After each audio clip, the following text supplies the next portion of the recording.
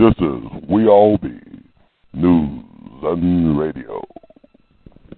Ron Hurd, get up out of bed. Let's go. Let's go. Ron Hurd. That's the word. Get out of bed. Give me a jingle. My number 051. Get out of bed. Let's go. Don't be afraid. This is Herb Smith calling you. Herb Smith. All right, I know you're famous and all that kind of stuff, but let's go. Get out of bed. And welcome back, family, to another wonderful edition of the Artivist Presents We All Be News and Radio. I'm your host for this empowerment segment, Brother Ron, also known as R2C2H2 the Artivist. Got a very important show. I want to thank everybody for calling, blowing up my phone, and also sending me texts and emails about last week's show. It was a very powerful show. And we have a lot of things that happened yesterday that we want to cover in this segment. So please, family, feel free to join the conversation. Call-in number is 646-652-4593. That's area code 646-652-4593. If you're scared to get on the air, we'll open up the chat room shortly. So feel free to leave your questions, comments, and concerns, and we might read it to our honorable guests. We all know who this great man is. Family, please send out an email, text to your friends and family to tune into this very important show that we're doing, because we got to go over a lot of things in a short period of time. So hopefully in the second hour, the folks who want to call in, who couldn't call in, who called in last week, who want to speak to the Honorable Brother Gregory, we'll get y'all in the second hour. But in the first hour, we want to go over some things that are happening right now in the world today. I want to bring on the one and only Brother D.Gregory. How you doing today, sir? God bless you, my brother. Peace and love to you and all your listeners in an early, happy holiday. And one of the things I wanted to say to your listeners that you got the right show. Most of the stuff you hear is white folk business. When I say, I'm not talking about no ignorant Klansmen and these thugs you hear on TV.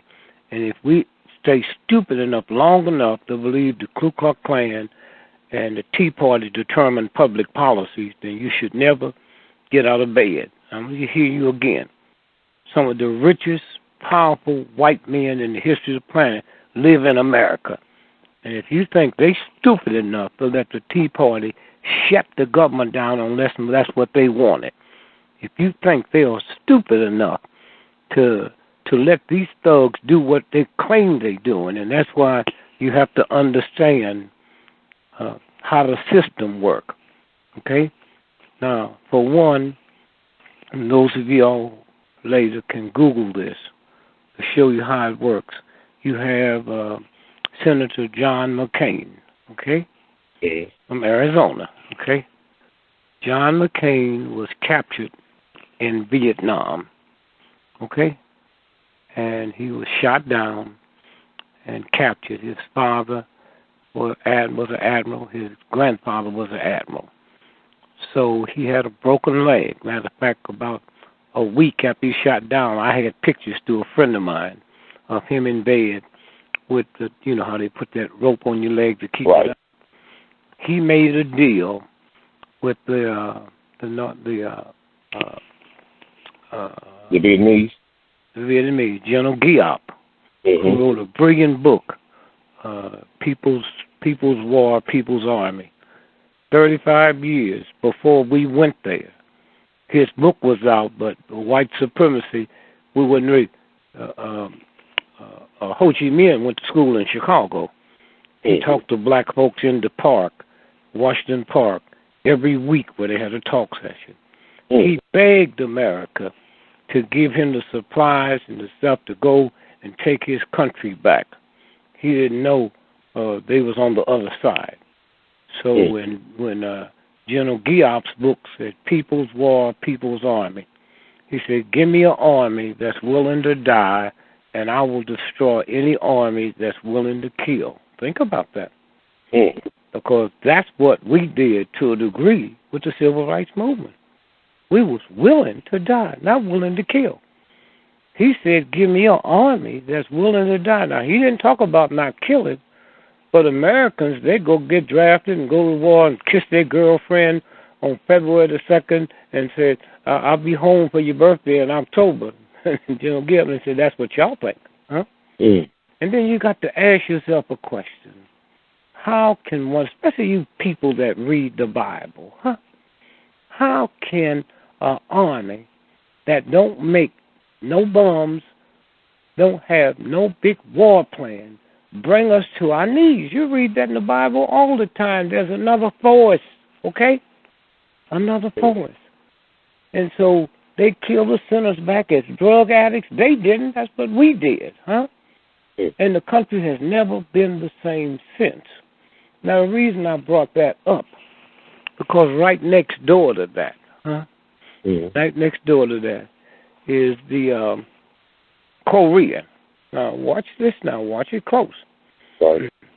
Because we're talking about this now. But now, before we get into that, let me tell you what happened today. And I'm sure, Brother Ron, you know the Boston bomber. Mm-hmm. You know he went to court today, or did you? Have you been so busy? Well, there's a lot of stuff going on. Tell us about it, Brother Dick. A lot of us don't know. He went to court today. His trial starts next year early. Mm-hmm. Now, first, let me say something to you. It's kind of strange. Okay, I want y'all to hear this real good. The bombs went off on Monday, the Boston Marathon. Now, here's what you got to ask yourself.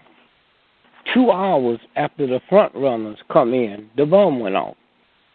If you are a terrorist, a terrorist, you commit terror, you blow yourself up to terrorize the world. Not to blow, in fact, you blow up, but you create such a hideous crime.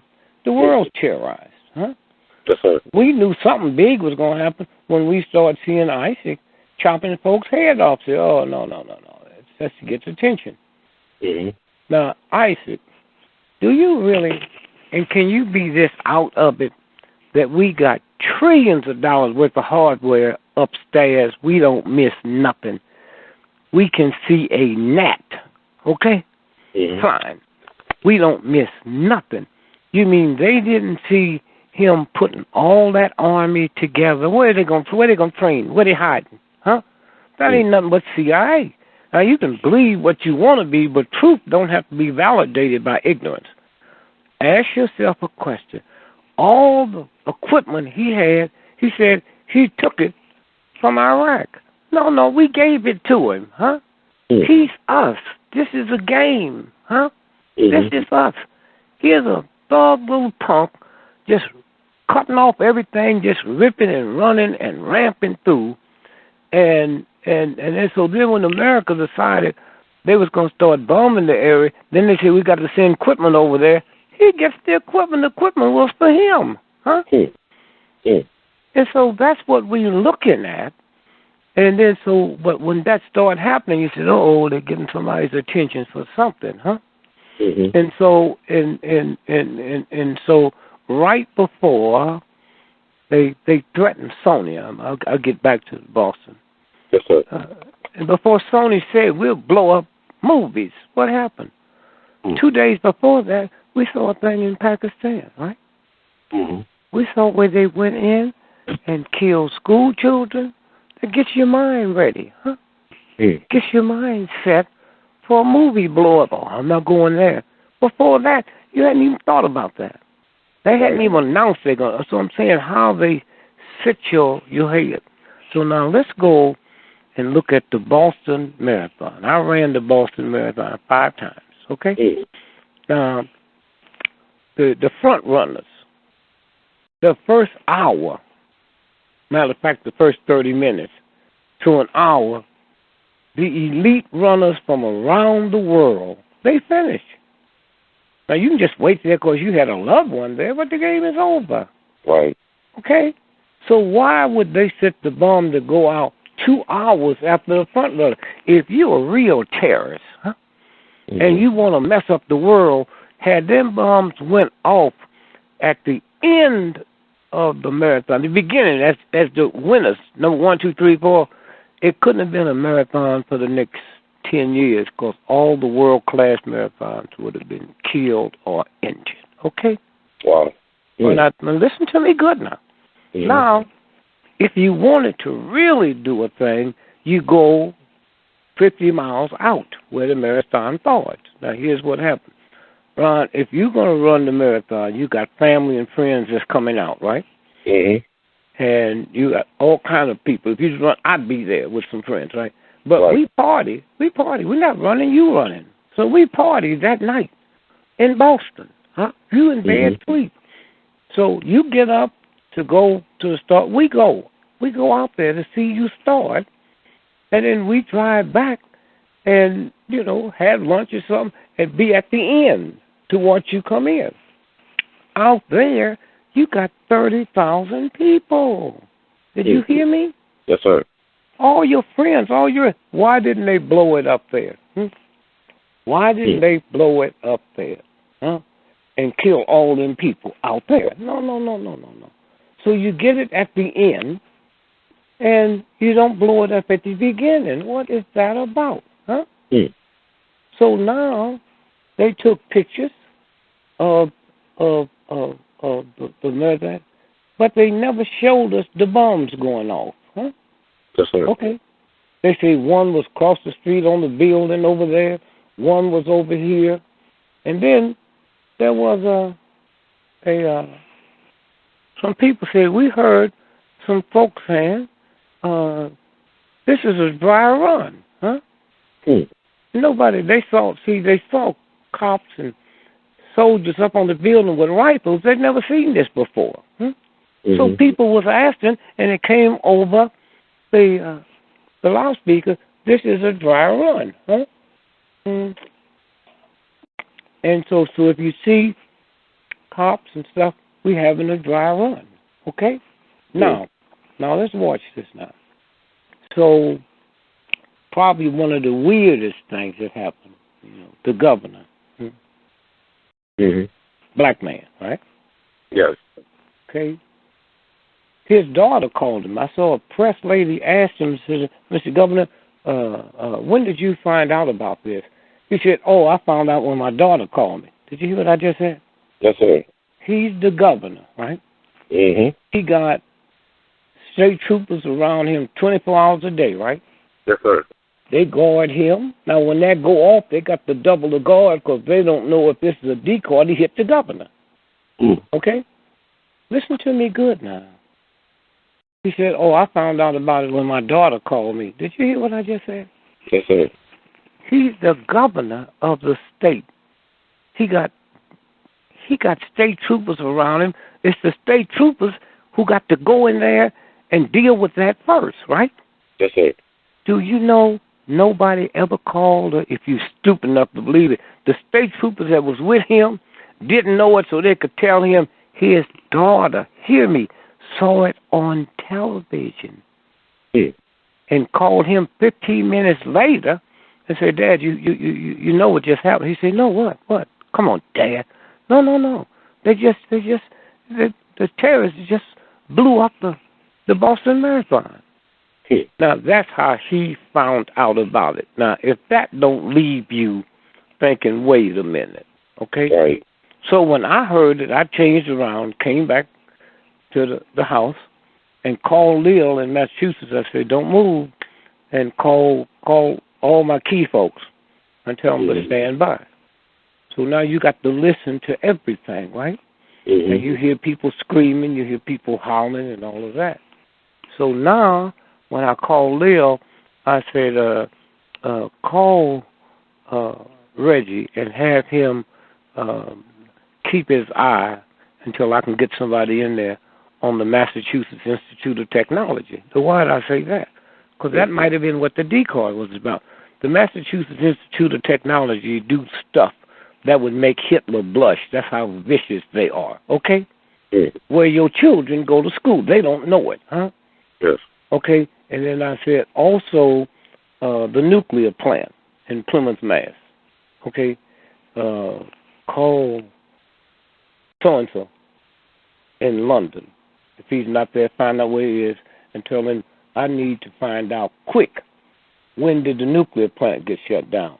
If the run is Monday, they don't know if that was a decoy to blow up the nuclear plant, right? Mm-hmm. So I need to know, when did they shut that nuclear plant down? Okay.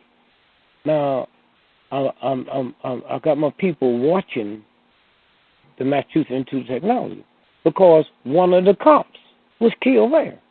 Mm-hmm. Wait a minute, he was asleep in the car. Why was he killed?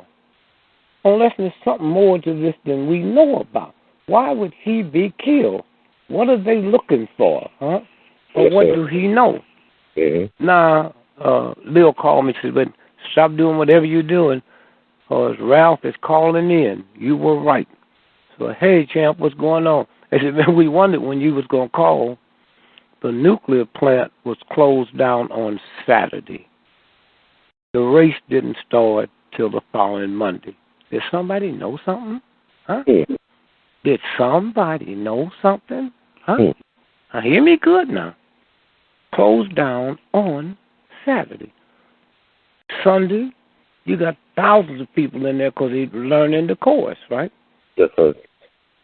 Then Monday is the race. Nuclear plant.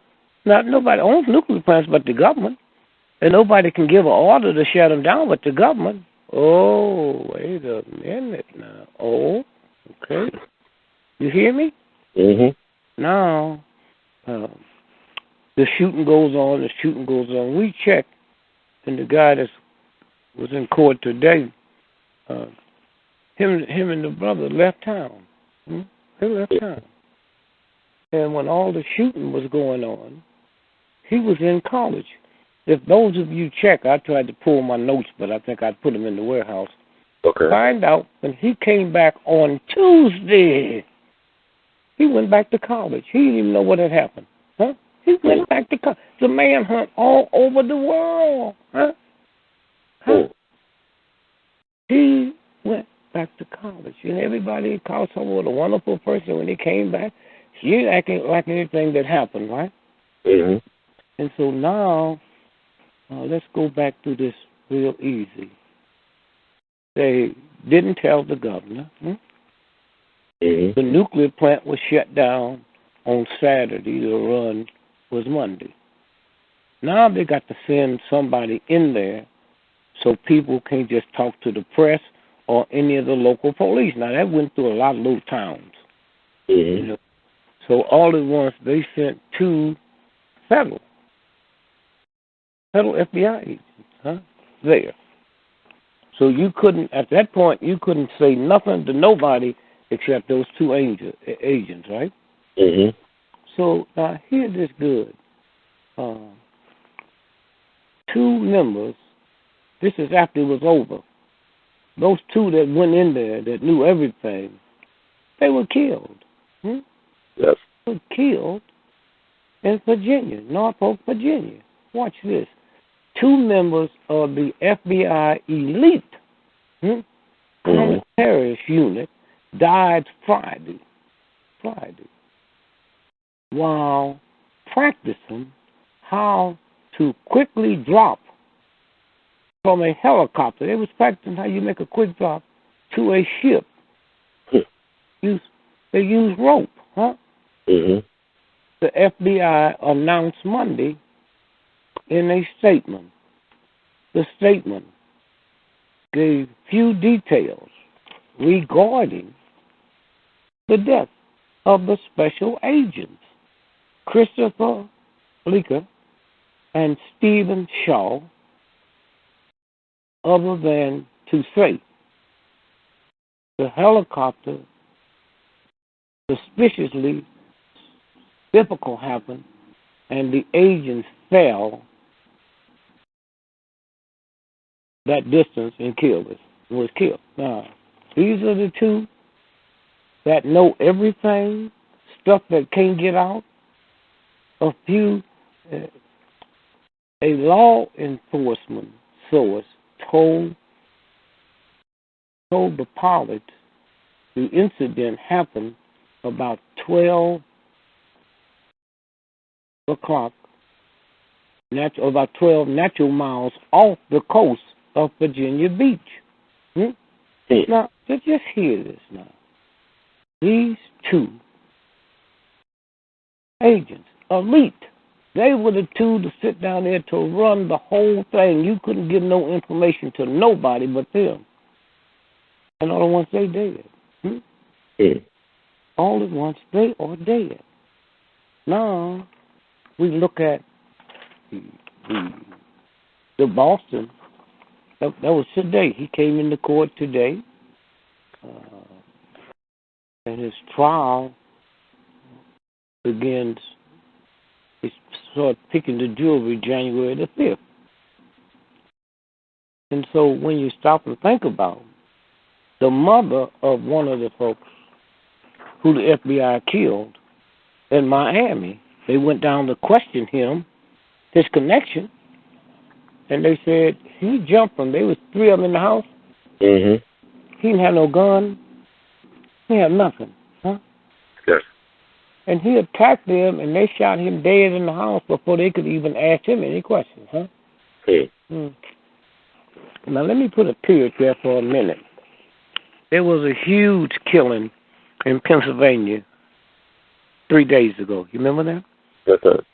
Guy killed his wife's mother. Remember that? Children.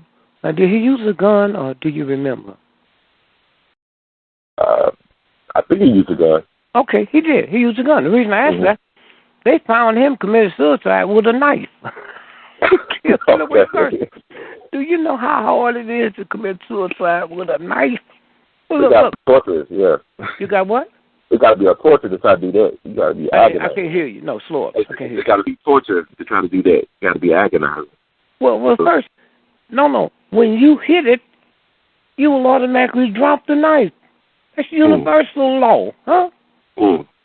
You would automatically drop the knife. Hey, man, if somebody put hot charcoal on fire in your hand, you're going to throw it off. You ain't got no control over that, huh? Yes. You hear me? It's like when King was shot. He's laying on the ground. There's 5 people pointing up. The question is, how do they know it wasn't going to be another shot? Yes, sir. Okay, so how come they didn't do the natural thing that when you hear a shot, you fall? Okay? So I'm saying when we stop, we can't because we've been trained. And so, again, I'm saying, so here, this brother, this guy, runs at the 3 FBI agents. And he has no gun. They said, he drew a knife. 3 of y'all? And so when you start putting the other pieces together, then you start seeing things that don't make sense, okay? And so I brought that up because that just happened today. The whole trial, just in the midst of all this other stuff. Now, let's go to the fact that Cuba.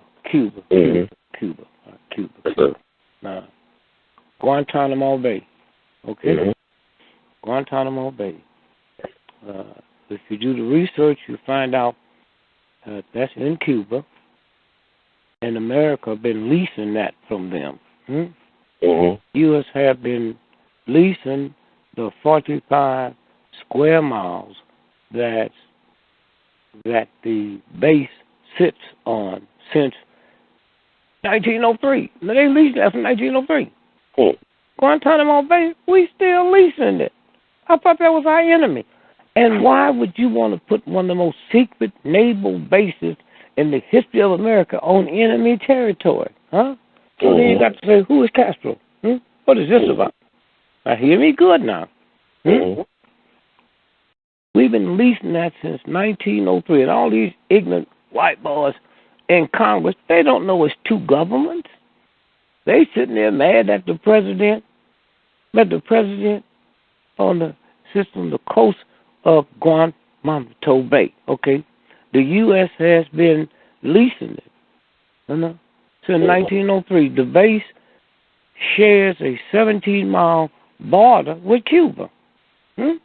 Mm.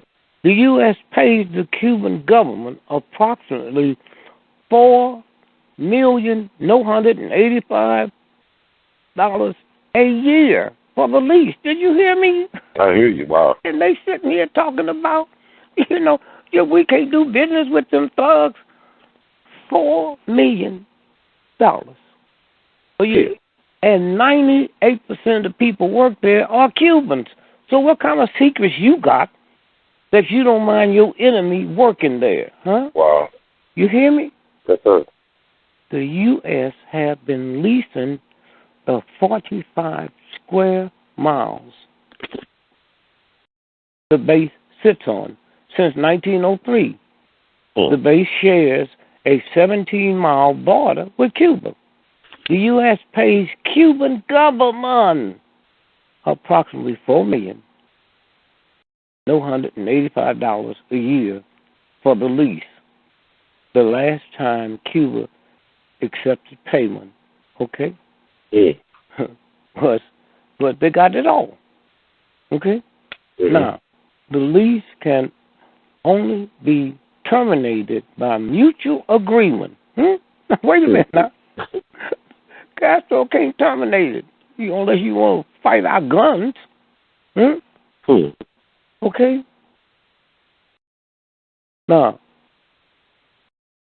Guantanamo Bay, right? Yes.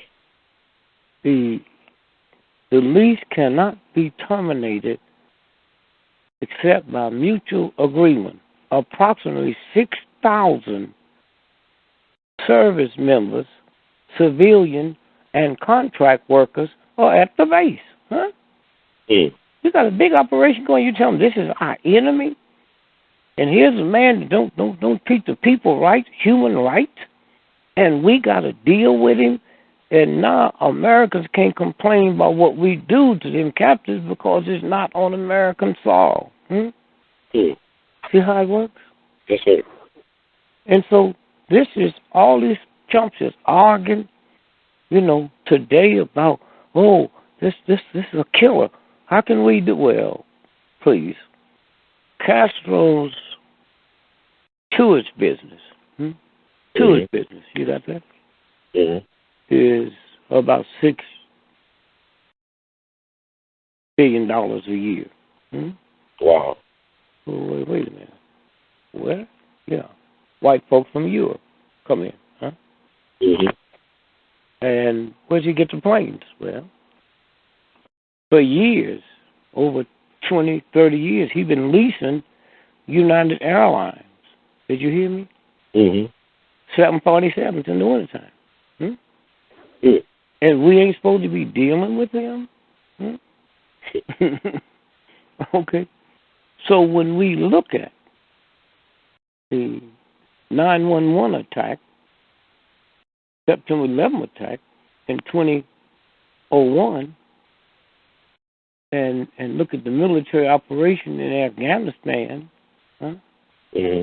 detention facilities at Guantanamo was refurbished to hold the detainees from the war on terrorism.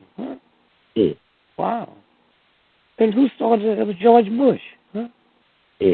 George Bush. And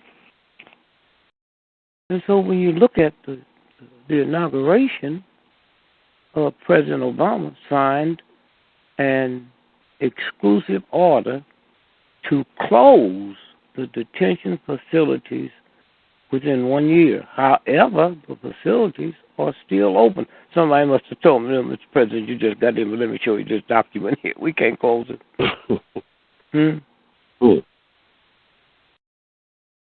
And as of December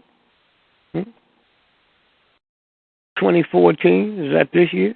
Yes, sir. There were 136 detainees still there. And so when you stop and think about, the timeline, the Republic of Cuba leased 44 miles of land, Guantanamo Base, to the U.S., okay? for a naval station. Building the Navy station began the same year. Okay? In 1934, Cuba and the United States signed the agreement to rent the 44 square miles to the U.S. for $4 million of our dollars. 1991, approximately 34,000 Haitian refugees and detainees of the base after they fled the coup in Haiti. We don't know nothing about this, but this is America, owns this. Can't nobody go there without. In 1994 to 1995, more than 50,000 Cubans and Haitians occupied the base at Guantanamo.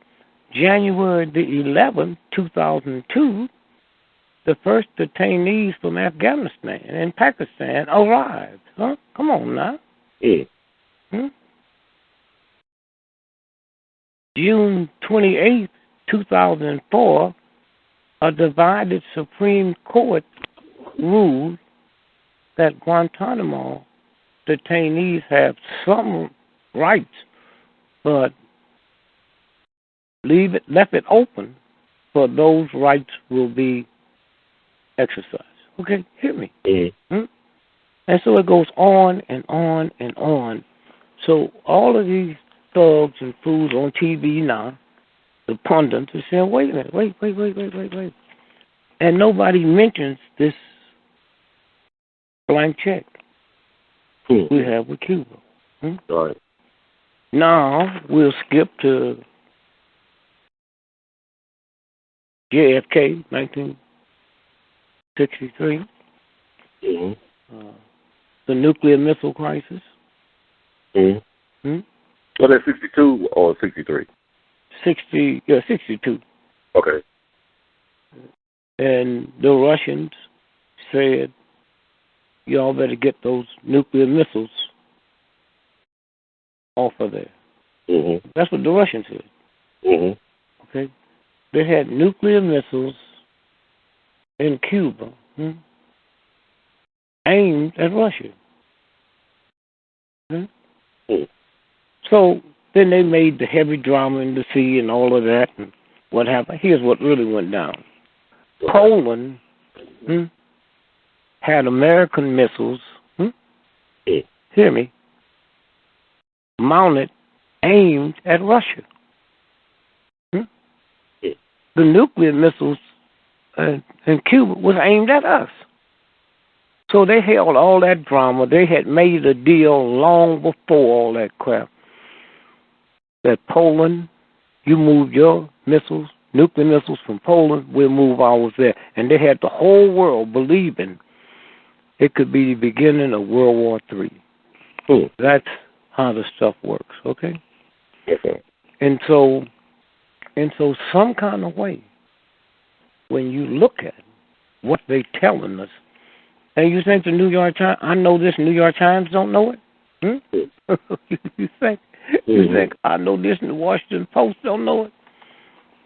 You think certain members of Congress don't know them two elite FBI agents that had the whole investigation was killed in the accident? Do you really believe that?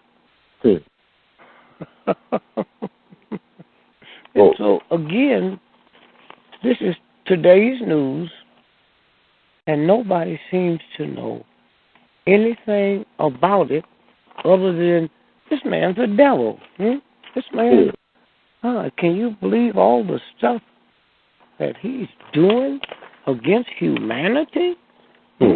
Look how he treats his own people. Well,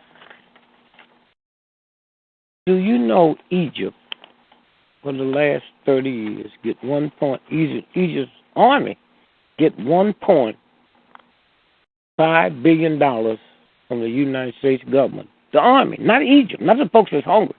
Yes, sir. And that's who overthrows. Anytime somebody come in, we overthrow them.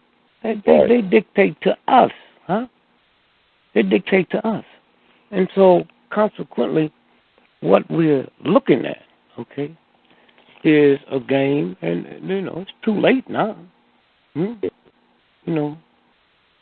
so now we look at the big thing that just happened. And let's look at the stuff of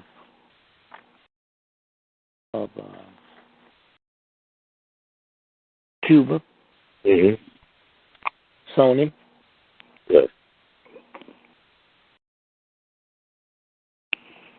the bloggers. Mm-hmm. Hey man, they told us the bloggers have blogged into the Pentagon, State Department, FBI, CIA. So why do they think some little punks like Sony? Now let's look at Sony. Now Sony is a Japanese company. Right down the road is North Korea. That's a family thing. Okay, so now let's look at, let's go back to the Korean War and the 38th parallel. Are you aware, it's unfair, are you aware that the Korean War was never over? Did you know that? Yes, sir. They signed a truce. And they split it, the 38th parallel. Well, now, let me tell you something. You're going to have to look this up.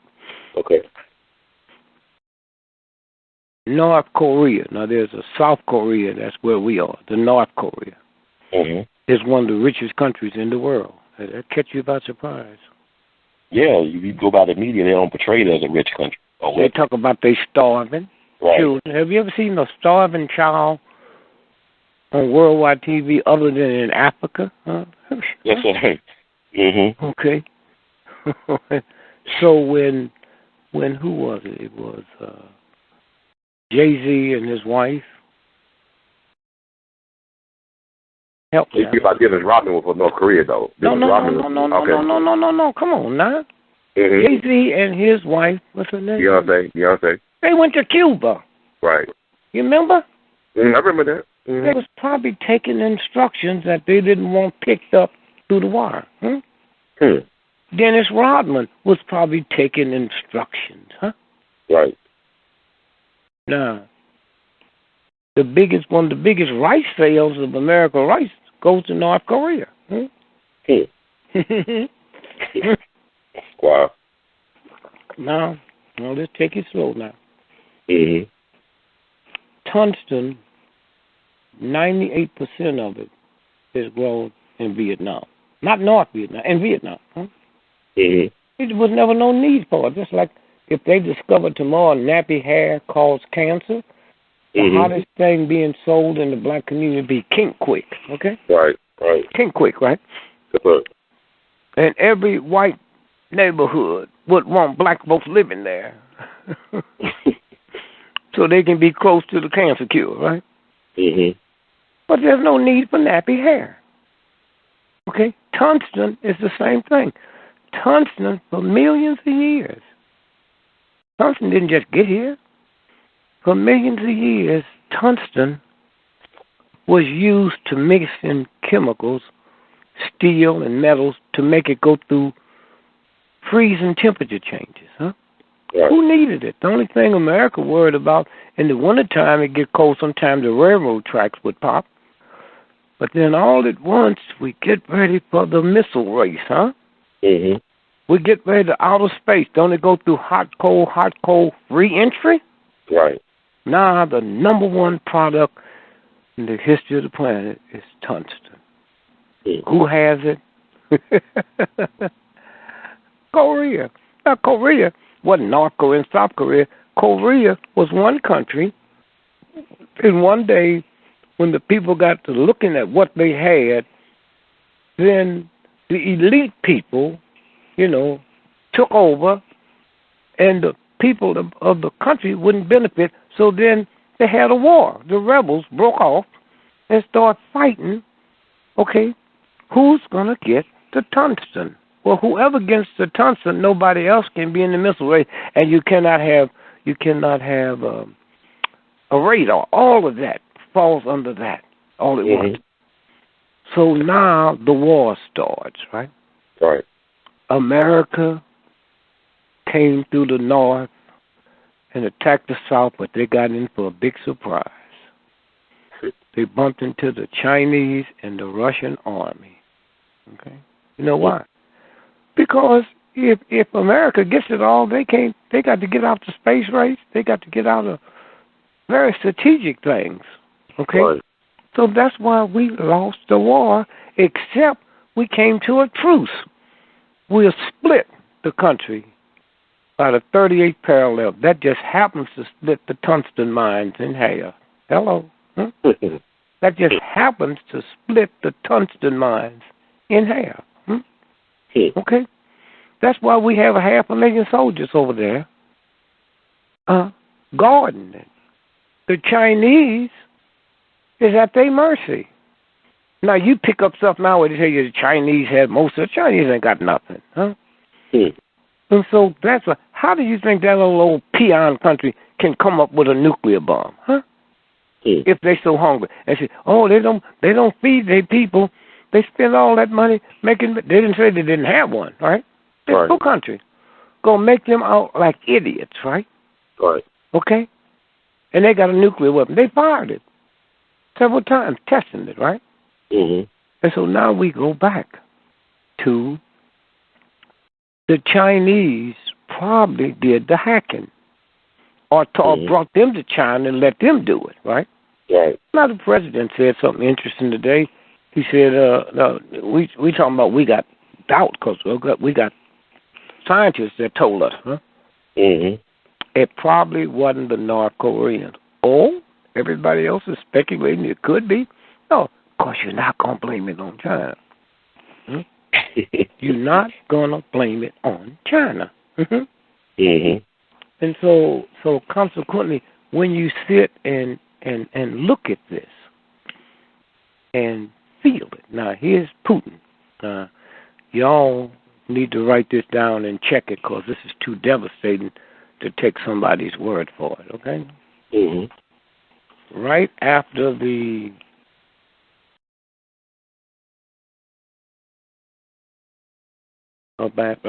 World Cup. Okay. In July.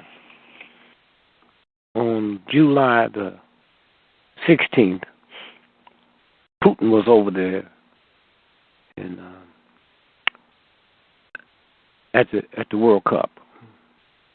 So he held a press conference in Brazil. And he announced that Russia is writing off 90% of Cuba's debt. Okay? Ahead of Putin's big tour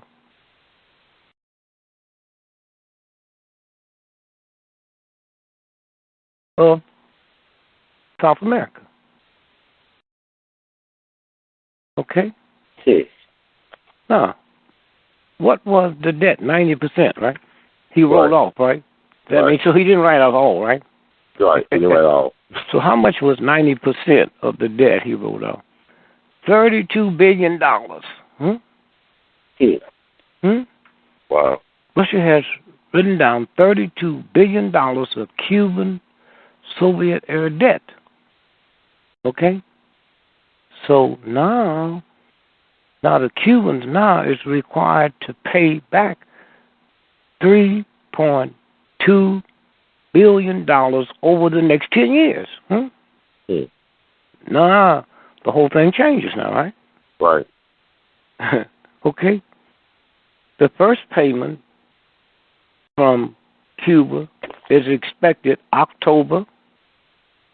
in October, and the money will be transferred on an account of the Russian leaders' banks, open the National Bank of Cuba. Okay? Now listen to this now. Then on the 17th, that morning, he announced that the Russians was putting over $100 billion a kitty for South Africa, India, China, and 2 other South American countries. Y'all can look that up. Mm-hmm. And that would equal the World Bank. He said we'll no longer have to go to these thugs with our hat in our hand. Right. And then he went on to say there's one country in Europe has 30 million people, but in the World Bank they have a larger vote than China, who has a couple of billion. Oh, and he says, so y'all can go to hell. Now let me tell you what's happening now. All of this is going on. Mm-hmm. All of this is going on. Okay? Yeah. And so all at once now, America have to come out and make like, oh, we're going to forget this here. We're going to let these folk come back home. And the first day, they never told us that it was 2 people coming, that spy. Right. That spy, huh? They stuck that in there. Yeah. They did. I didn't know about that spy until like late last night. Yeah. I started looking at it. No, let's watch this now. Let's run to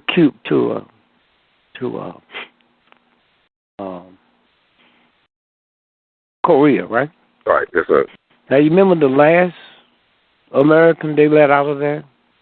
Yes, sir. It was a guy from Texas, I believe, a Mexican American. Okay. Now listen to this now. Do you know who they told America to send and get him? Yes, the U.S. Intelligence Director, James. Director up. Look, wait a minute. You remember his name? I think it's James Cap. I'm looking it up right now, but it was the U.S. Intelligence Director. Director. Now look, here's this little punk that we say starving, huh? Mm-hmm. Don't know nothing, and said we're gonna let this American go, but you're gonna have to send, huh? Head of the U.S. intelligence agent, huh? James Clapper. James Clapper to pick him up. That's when they signed the papers, huh? That's strange. For what you seeing now. That's when they signed the papers. For what you seeing now, huh? That's crazy. So now, no, it ain't crazy. That's white folk business, huh? Yeah, I mean, you said it's white folks' business, but it's like there's a lot of stuff to take in. But wait a minute, you said it's crazy. New York Times didn't say it's crazy. Huh? That's true. You just get covered from all that's called white supremacy. Yes, sir. To pick up a spy, okay, that said he just walked across the border accidentally. Okay, y'all. Now this is where this thing is going, huh? Wow. And so all of that's going down. Then all at once you got the movie industry, huh? Right. That could be out of business. Here, America start talking about freedom of speech and freedom of this. Until a cop gunned down an unarmed black person or a Chicano, and you don't have no freedom of speech. You don't have nothing to talk about. Huh? Get out of here. Okay?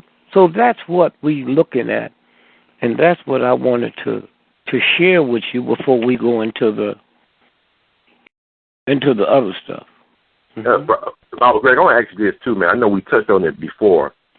I want to know what was the Hugo Chavez thing, because he was being treated in Cuba. Was that part of the deal too? Wait. Chavez, huh? Right. He was being treated for cancer in Cuba. Wait. No, we got to tell my grandmother who it was. Oh, Hugo Chavez was the president of Venezuela. Venezuela, right? Mm-hmm. And he had oil. He had a lot of oil. So we get it here now. It still comes in. Right. And so Castro had cancer and cured it, right? Right. So why wouldn't his friend go there? Because his friend don't know Castro works for us. His friend went there and didn't get cured. Wow. His friend went there. Now there's people out there saying, no, Castro's a good guy. Castro's good. He sent soldiers to Africa. That was for us. Right. That was so they couldn't deal with the Chinese. Huh? You see, here's what happened. White folks send their country to China to build a railroad. They sit and sip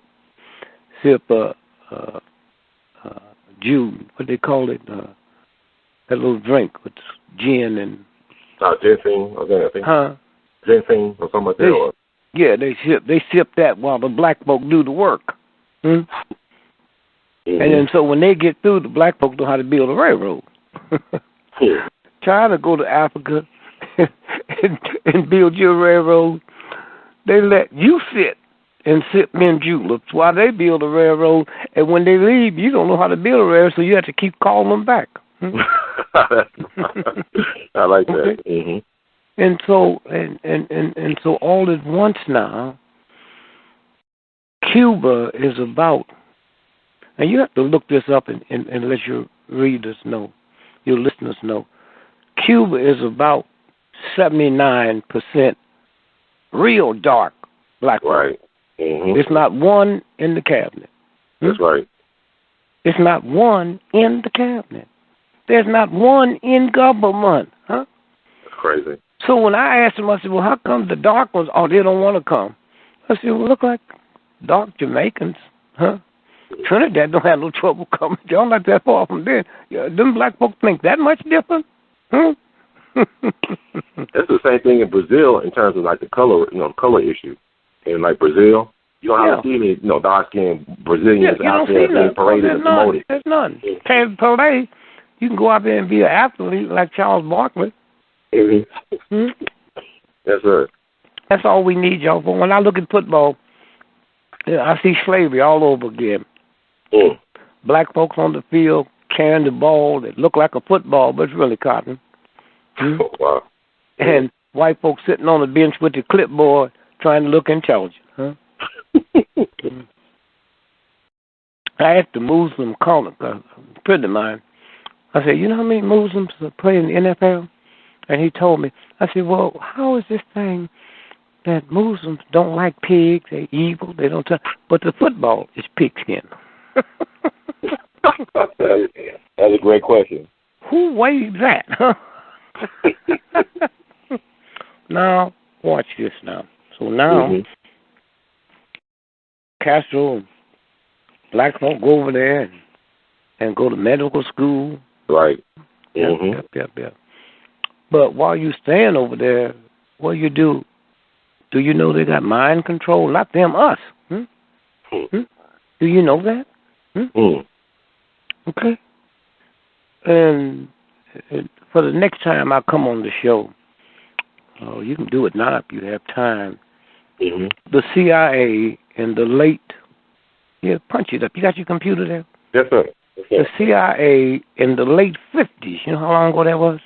A long time ago, over 50 years ago. Went to France, went to Paris, and there's a village outside of Paris where they dropped, people over there eat bread. They get up in the morning and go get their bread, like alcohol, go get alcohol. So they went where the wheat is delivered, right? Right. And slipped somebody in there to work, and they put LSD in the wheat that you make bread. Right.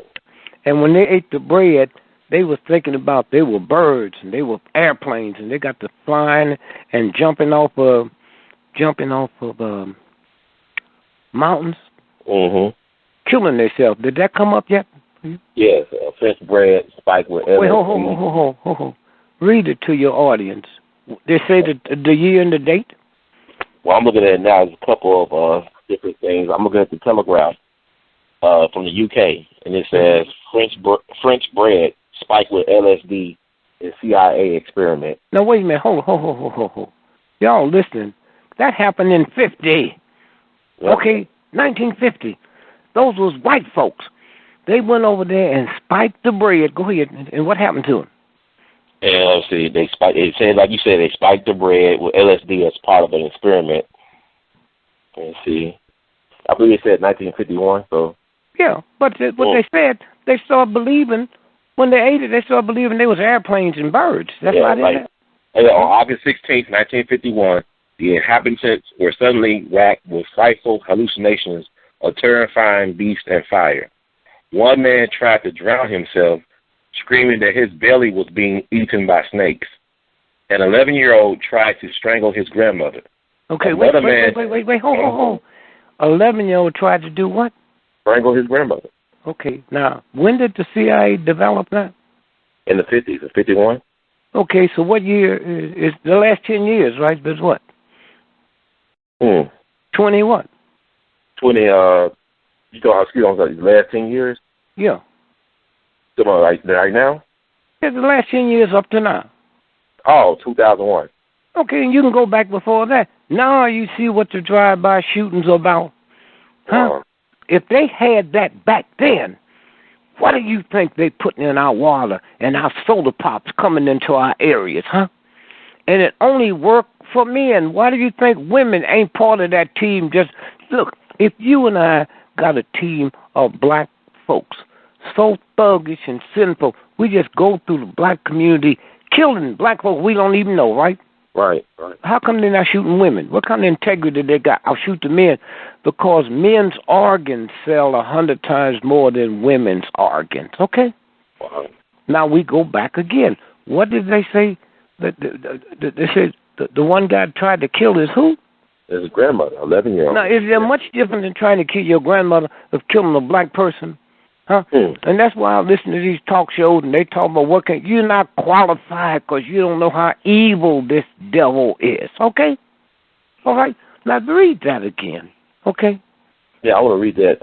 It's a couple of things. I mean, like everything you saying is basically verified. Like it said, another man shouted, "I am a plane," before jumping out of a second-floor window, breaking his leg. No, wait. Look, read it out. We don't need the whole thing. Right. I just want to show you who this dog is, okay? Way back then, but they got y'all believing the black-on-black crime is black folks, huh? Right. Okay? Well, 1951, they developed that. Do you know they have stuff, the CIA in this country, they can go to a football game with 100,000 people and drop it there, and people will turn into cannibals, huh? Yes. Did you hear me? Yep. They got some other stuff they can go to a game and drop it, and you turn into a lesbian or homosexual. That's where they are, and they get by with it because y'all listen to this and think I'm the fool and they the good folks. I would never, ever, ever, ever lie to you for no reason at all. But they worried about me. Right. They worried about you. You ain't gonna listen to it. You gonna believe it.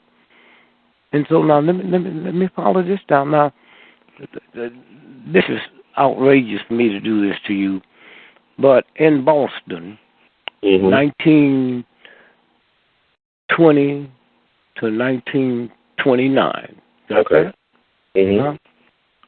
The United States government, Bureau of Health, hooked up with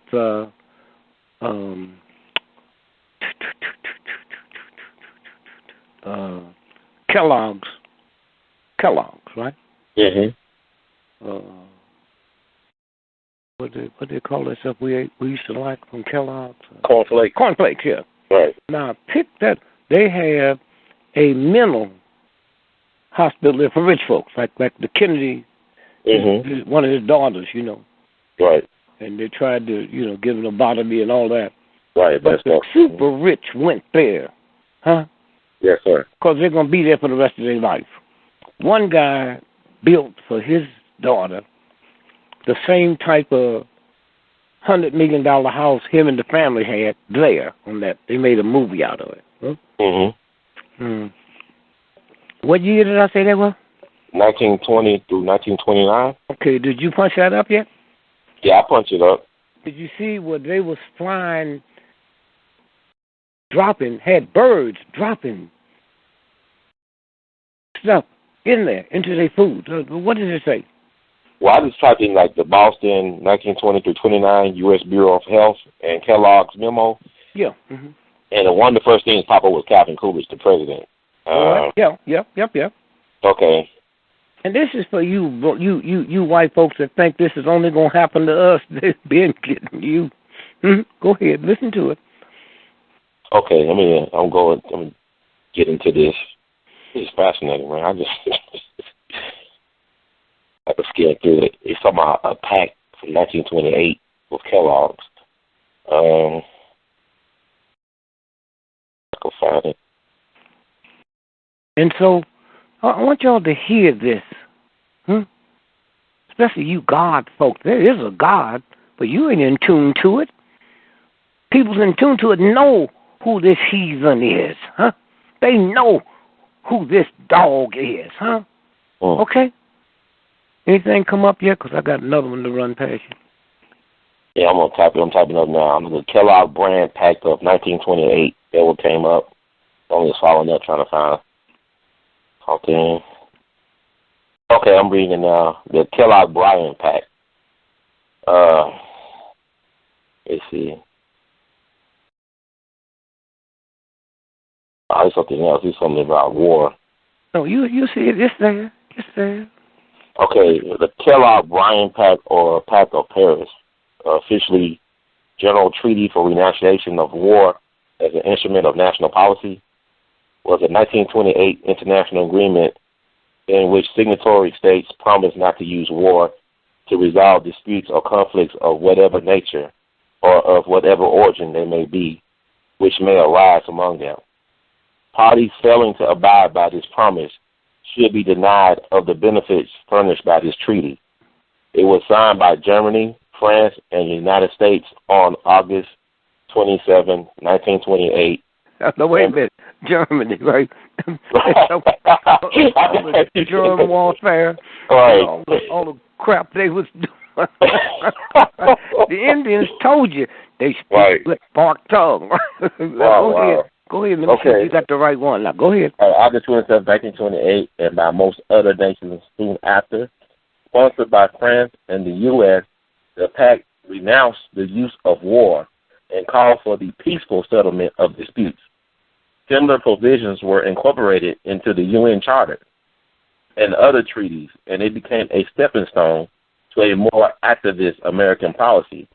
It is named after its author, United States Secretary of State Frank B. Kellogg, and French Foreign Minister Aristide Briand. Go ahead. Okay. After negotiations, the pact was signed in Paris at the French Foreign Ministry. No. Let's skip that.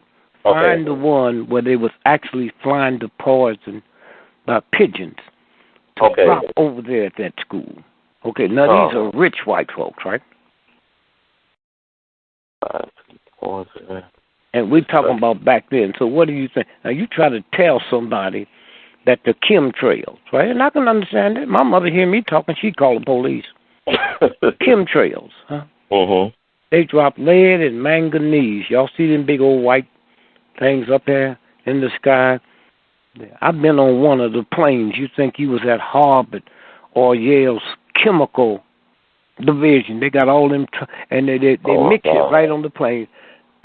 They aim it into the black community. And once you get lead and manganese, it will make you kill your mama. What they say that boy did over there? Try to strangle his grandmother. Okay, see, now it's hard for y'all to believe that because y'all don't know what kind of maniac you got, but they told you in the movies, huh? They told you in the movies, huh? Wow. I knew another little boy. Abraham Lincoln's daddy was a Negro. And then almost these young whites has come. Did you see the last Abraham Lincoln movie that just came out? Yes, sir. Don't you know it starts off where he's talking about his nappy, kinky hair? Right. That's what this is about. That's what this is about. Did you see the? I'm talking now while you can look for that. So. Right. Did you see the movie The Wizard of Oz? Yes, sir. That was about the Kansas City Federal Reserve. Huh? Did you see King Kong? Yes, sir. That was about the greatest fighter in the history of the planet. Jack Johnson, the black man, when they didn't have gloves, they would go 75 rounds. Right. And they got so aggravated by him and his white women. That's what the movie is about. This gorilla and this white lady on the Empire State Building, right? Why they have it in New York, Madison Square Garden? That's the boxing capital of the world. See, if you don't go through them systems that they do. Wow. So did that ever come up yet? I'm trying to wish to cut out time how long it took. Well, I'm trying to see it. Wait, I'm sorry. they talk about Kellogg's and the breakfast food and how they took pigeons, and dropped it over the yard, or it's so deep, man. So we'll keep talking, but kind of look for it. Yeah, have somebody look for it, and then we can. Now let's go to Sony. Right, you reading my mind tonight. Okay, yeah. No, wait a minute. Everybody say they're not going to the movie, right? Right. You got a whole lot of people don't even know this is going on. Where did black folks read it? Where did they see it? And in Christmas morning, hey, let's go to the movie. They might blow up any movie, Right. So they can tell you about these animals, These animals, They never talked about the Ku Klux Klan lynching and castrating black men and cutting our heads off and our organs. They never called them animals, They never called Hitler an animal, Okay. All right. Yes, sir. And so now we look at what's fixing to happen. They could blow up 30 movies in 30 cities. And everybody would buy into that's these animals, But they can't mess with North Korea because the Chinese, Right. And the Russians done put stuff up. So now I told you that Putin have created this bank for those folks in South America, right? Right. With the money, right? Okay. That was on July the 16th. I think on the 17th when he flew back to Russia. Right. And they had him going the same route that they shut down the Malaysian airplane. And when he found that out, his plane was 15 minutes late. And when he found that out, he went back to Russia and killed everybody that had something to do with it. And probably some that didn't have nothing to do with it. So why am I talking about him like all of them are dogs, Right. All of them are dogs, That's what I'm talking about it like this here. They all dogs. Pan Am flight, what was that Pan Am flight? The one over Lockerbie? Right, it was an island or something like, was they blaming Libya for that? No. It was coming back to America with all them college students on it. Okay. It left, what's the Pan Am 103? Okay. What they don't tell you, there was 8 federal agents on that plane that had been subpoenaed by a federal judge to come back and stand trial about the drug smuggling. And one of the mothers of the children lived in Akron, Youngstown, Ohio. And they had an article with a picture in the paper about her son was on that plane. Now, if I don't tell you, New York Times not going to tell you, Right. That's what this was about. They killed all them folks to kill those 8 agents that a federal judge said to come back here. Wow. What's the little Congress lady's name that was shot in the head? Gifford, I think. Congressman Gifford. Gifford, right?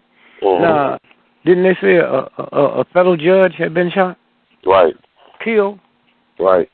You know who he was? He was the one handling Fast and the Fury.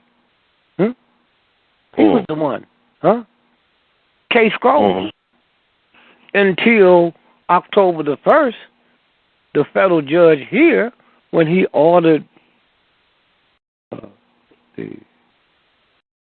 the Attorney General, Eric Holder. Eric Holder had nothing to do with Fast and Furious. That was under Bush, right? Right. But if you're the president, you got to bring him in. And the good federal judge said, you better bring it in by October the 22nd, and y'all not going to do to me what you did to the other judge. Oh! That judge was federal district court chief Judge John Rowe, the one who got killed. Yeah. Yeah. Yeah. Yeah. And the other one that gave out that order, he's here. You can pull up his name too. I think it starts with a B. Okay. Or something. And so that's what's going on in your America. You see anything come up with the federal judge? Well, I'm typing it right now. Mm-hmm. This is fascinating stuff, man. Wow. I had a guy in, I think I was at a conference in Budapest, and sometimes your tongue slips. He said, Dick, how come you think we haven't been able to kill you? I said, sure, you can kill your mama before you could kill me. There are some black folks you can mess with, and there's some you can't mess with, and I'm one of the ones you can't mess with. I'm an Uncle Tom. See, these white folks have taught black folks that Uncle Tom is something negative.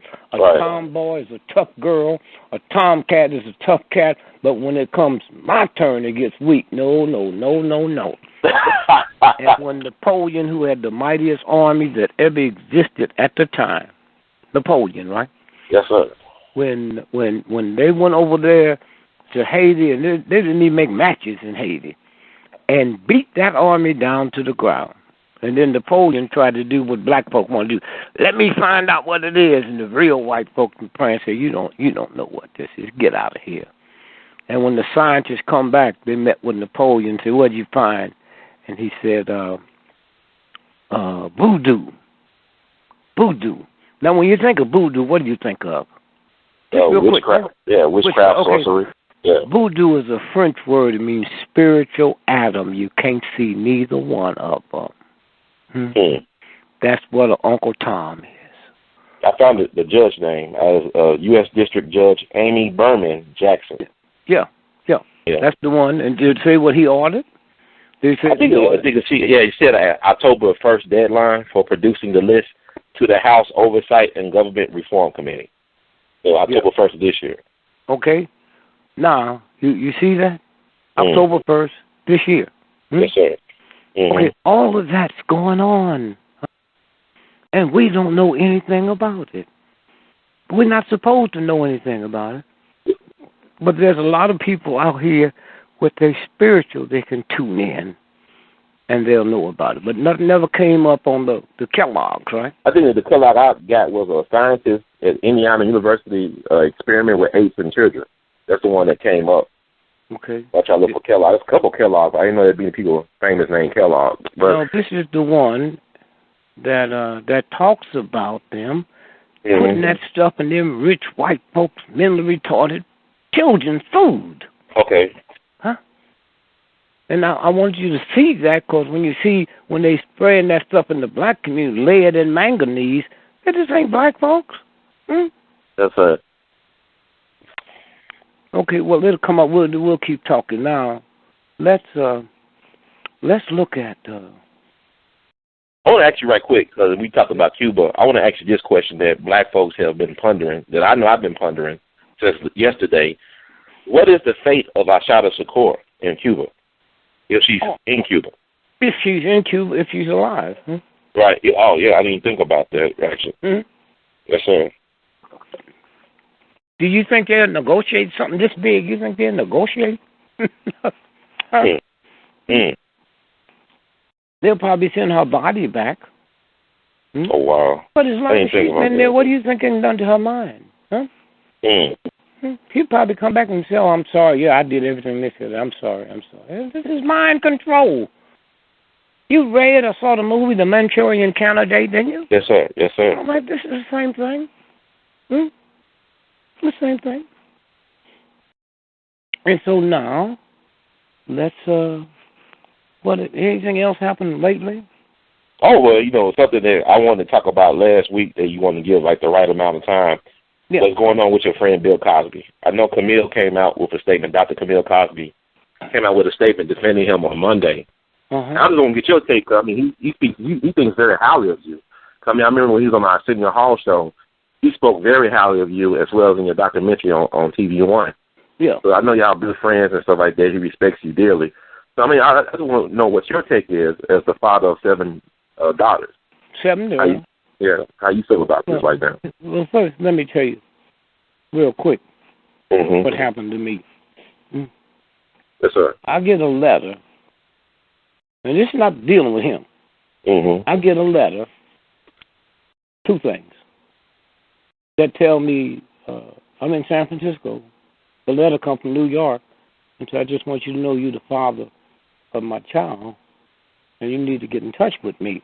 I threw the letter away. Oh, you tell me this? So then, 6 months later, I'm in New York working in a nightclub, and on Saturday morning, I knock on the door, 2 New York cops. New York cops. D.Gregory, yes, get your hat and coat to go down to precinct. I said, for what? I don't know. So I go downstairs, and I start thinking it was funny when they put me on the subway. And so we get to the station, and they read this stuff out about this woman said, I'm the father of her child. I want y'all to hear this good now. So I called my managers, and I told them I was in jail. So they came down and bailed me out and brought the lawyer. Now, at the end of the whole thing, I paid the lawyer like $800,000. And so he asked me that day, it's very important, is she white or black? I said, I have no, I don't know her. Okay, now they go and when you're dealing with big money, boy, it's hard to beat because this company is so big, they didn't know nothing about black detectives. I mean, you know, the ones that work undercover. Right. They didn't know how to get none. So they told me what we're going to do is get hold to a black guy, and he's going to get one for us, and he'll work through us, which means whatever he get goes to them. I pay both of them, right? Right. So one day I got to go in every weekend to listen to what they found. I want you to hear this good, man. Yes, sir. So he said, she said the guy we hired, he's living with her now. You know, to going to you, and I get the bill. That's why you cannot mess with big money. And then she said something on one of the tapes that this cop in the such and such a district, right? He's the one she works through. So now my white lawyer comes to me with his precious self, and he says, Dick, I got something that just pains me. I was told by the undercover black detective that we hired, not city, these are the ones that white folk get to spy on their wife and shit. Right. He was saying that she mentioned this captain at such and such a place. Said if we showed this to him, he'd kill her. So I said, well, let me tell you something. I don't give a damn about her being killed or not. I give a damn about her being a black woman. And when you got this case, you asked me was she white or black, and I said I didn't know. But I really believe if I'd have told you she was white, I don't believe you were giving me this option. So let's proceed. That's D.Gregory. I don't care who knows about that. That's me. Right. All right. So now the trial, we're going through it. And now the trial's getting ready to start. Now let me tell you something which is interesting. One day we'll pull the files up and do the whole thing on the show. Yes, sir. In the state of New York, right, you can't win one of these cases. You know why? Why? Because if the judge rules against her, she can't say another person the father. That's double jeopardy. Self-incrimination, right? Right. So the New York State is not going to take a baby. So they showed me stuff where this rich white dude, man, was born with no penis or testicles. So a woman said they gave him the baby. Okay? A guy was in World War II, crawled up over a hand grenade and blew all of them parts away. They gave him the baby. You know why? Why? Because if the New York State said, I'm not the father, and they can't blame it nobody, the New York State got to take care of this child, and we ain't talking about welfare. That's why nobody ever won it. I said, well, maybe I have to go to jail or whatever y'all do. But I'm not saying. So then we started finding out to do all of them like that. They got the mob ran it. They had a mob where they did nothing with white celebrities. They got one that do nothing with black celebrities, from Frank Sinatra to Sammy Davis, and they pay out of court. They pay, man. So now we getting ready to go to court. And the New York Post comes out the day before. D.Gregory's trial starts tomorrow. $300 and something thousand paternity. Now that hits. Right? Mm-hmm. And so they have no idea I was going. Huh? Nobody do this, right? Mm-hmm. So I go, and the trial starts, and now they got to, and they are something, man. They got to have the woman and got to have a friend of hers that was with me on such and such a night, and my writer, Jim Sanders. Well, he took us back to the hotel, and we had champagne and da-da-da-da-da. Now, the witness had to leave early, so she ain't in no slut bag. So she said, well, I was in Jim Sanders' suite, and I left, and I came by to knock on the door to say goodbye to my friend. And so I went home because I had to get my children ready for school. And so I woke up at 7 o'clock. Listen to this now, when the God Force moves in. And this not happened, y'all wouldn't have heard of D.Gregory, because I'd have been somewhere for the rest of my life. Not paying this, none of this, huh? You know, she said, so now he's interviewing her. This probably won't tell you what's happened with the Cosby thing. Right. If he did it or not, I don't know. That's a police job, huh? Right. I'm looking at what they're telling me. Now, watch this now. So he's cross-examining the friend of hers that first they've established that I was there, who told him, her best friend. Her best friend left at 4 o'clock. How does she know she was there? And here's the God. She said, so I called Mary, whatever her name is, so-and-so. And I told her I was getting my children ready for school and I'd see her later today. I touched my lawyer, and I said, did you just hear that? He didn't.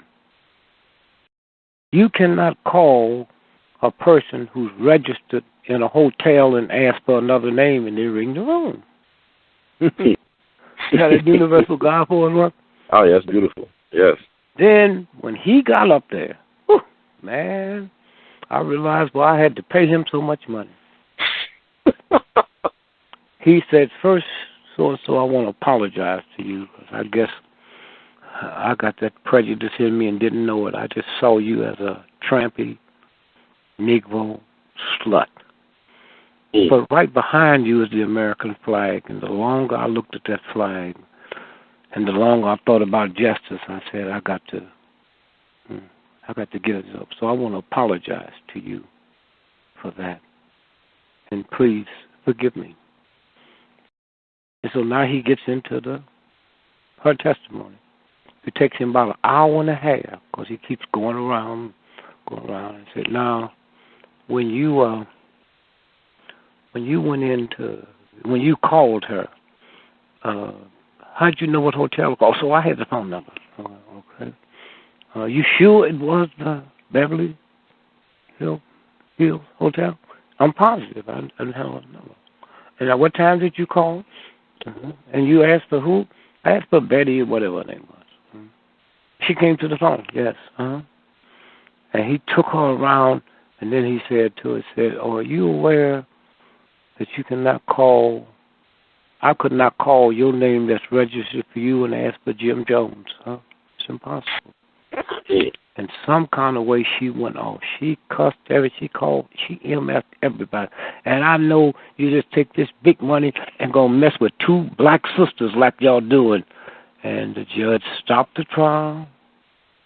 Said, case dismissed. History. I'm the only person in the history of New York that beat one of them cases. So now the baby is a ward of the state, not welfare, everything. So now to show you how this thing works. So one day, I'm speaking in New York. Now, my oldest son died, okay? So I had 11 children. Right. So some kind of way I slipped, because I normally say 10. I said I had 11 children, and she thought I was talking about her. She's in the audience. This girl. Grown, huh? I mean, 17, 18. And so she starts crying, and she tells me who she is. Now, I've got 10 children. How are you going to tell somebody what their mother told them is a lie? Right. So I said, well, wait a minute. Let me go to a payphone. I want you to come with me. And who is it? Your aunt. And I called Leo, and I said, you know that trial we had? I said, well, the young lady's here now. And I want to say this in front of you. I said, well, this summer when school's out, why don't you come down on the farm and visit your brothers and sisters? And so here's the number. Just call Leo, and she'll make arrangements. Right. So I didn't see her for like 6 months. She came to one. I said, why didn't you come down? She said, my mama told me your children would beat me up. I mean, I know damn good and well, looking at my children, that their mother tell them something, they're going to believe it. Who am I to say it didn't happen, right? Right. And so that's the one thing. Okay, now, I'll get to Bill in a minute. I'm going to Detroit to do a thing, a church group.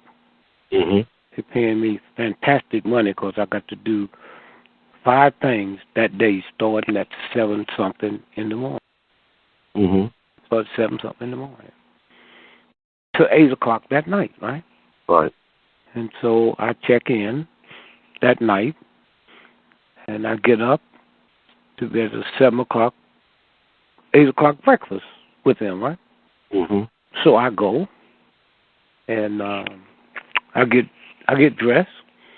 So now we're going to be out all day. It's so hot in Detroit, I am drenching wet, but I haven't got time because we go right straight through. And then the guard came for him and said, no, Mr. Gregory, we didn't want to say this, but we don't have anything to do now until the 8 o'clock dinner.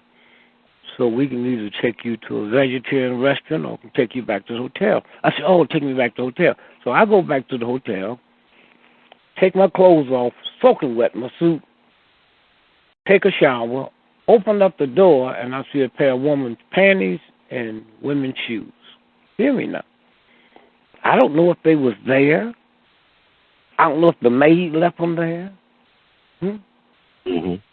So I put my robe on, and I called downstairs, and I said, would you send a manager up and a house detective? I need to report something. Well, they jump quick because they don't want their hotel getting no bad name about nothing, right? So they come up, and I tell them what happened. And I said, I don't know if they was here when I came in last night. They was here when I left this morning. But I said, I can't afford not to have this go on record. So then the brother told me, he said, just a minute. He had a little thing over his arm like a woman's purse. And he said, let me put the key in here. He said, every time a key go in here, it gets recorded. And I can look. You came in what time? I said, so he said, yeah, you came in at 11:50. You left here at 7:40. The maid came in at 12:10. Oh, here it is. Here's it. No, somebody came in here, and it wasn't us. I said, we got the key here. This is not one of our keys. Somebody did come in here. So then I said, okay, then you need to call the Detroit police. He said, oh, no. So Detroit police came in, and I told him to write this down, have this down. Now, assuming I hadn't came back, Right. I would have went from there to the dinner or the lunch, right? Mm-hmm. I come back that night after I finish. I go to bed. At 2 o'clock in the morning, cops knocking on my door, right? And they got this white woman, huh? And she crying, all beat up. And she says, he did this, and I ran out, and I left my shoes and my panties here. Anytime something happens at 4 o'clock in the morning and you looking at it the 7 o'clock news, you know how hard it is to get a camera at that time of morning? Cool. So you all wake up today and you got this white woman crying, saying, I didn't rape her. See, we've been lovers for 15 years, okay? Cool. And I told him I was married, and he said, well, I just want some cocaine. And I came by, and then after we shared the cocaine, I told him I had to get home. Then he grabbed me and tried to have sex with me. And I ran out and left my shoes. I put them in the closet when I came in. And so now I get out of jail that morning, and the whole world done heard we've been lovers for 15 years. Mm-hmm. So I get out, Mm-hmm. and the cameras is there. I said, Mr. Gregory, you got anything to say? I said, I don't know who. I don't even know what this is about. I don't even know who she is. Right? Now, I told the world that, right? She said, we've been lovers for 15 years. Now, put a pin there and let me show you how this works. 5 years ago, this is myth. 5 years ago, I was in Kansas City. This is myth now. Mm-hmm. And when I get through, a white dude walks up to me and said, God, I've never heard nothing like this in my life. Jesus, what a... I said, let me tell you who I am. I have 50 companies. And I'm about to lose my federal contracts because the woman thing is coming through, and I don't know how to deal with it. But you just told me it's too late tonight, but can I come by in the morning? We have breakfast. I need you, and I need you to give me a price of how much it costs for you to come to my 50 companies. So I go to bed. Next day, I'm up, brother. I go down. Anytime you go into a restaurant, you know how you can wait to be seated, you can sit at the bar? Right. Never sit at the bar. You know why? Why? You're not responsible for who you sitting next to. Mm. So me and him sitting there, and we talking. He said, oh, my son's fixing to get married. I forgot the date. Let me run to the car and get my briefcase. So when he leaves, this is myth now. A white woman says, D.Gregory, oh, do my father, oh, can I hug you? And she hugs and kisses. Click, click, click, click, click, click, click. Now, I've told the whole world I never met her, I don't know her, and they come up with this picture from 15 years ago, or 5 years. Now, what do you all think of me? See, so you can't ask about him because I know too much about what goes down.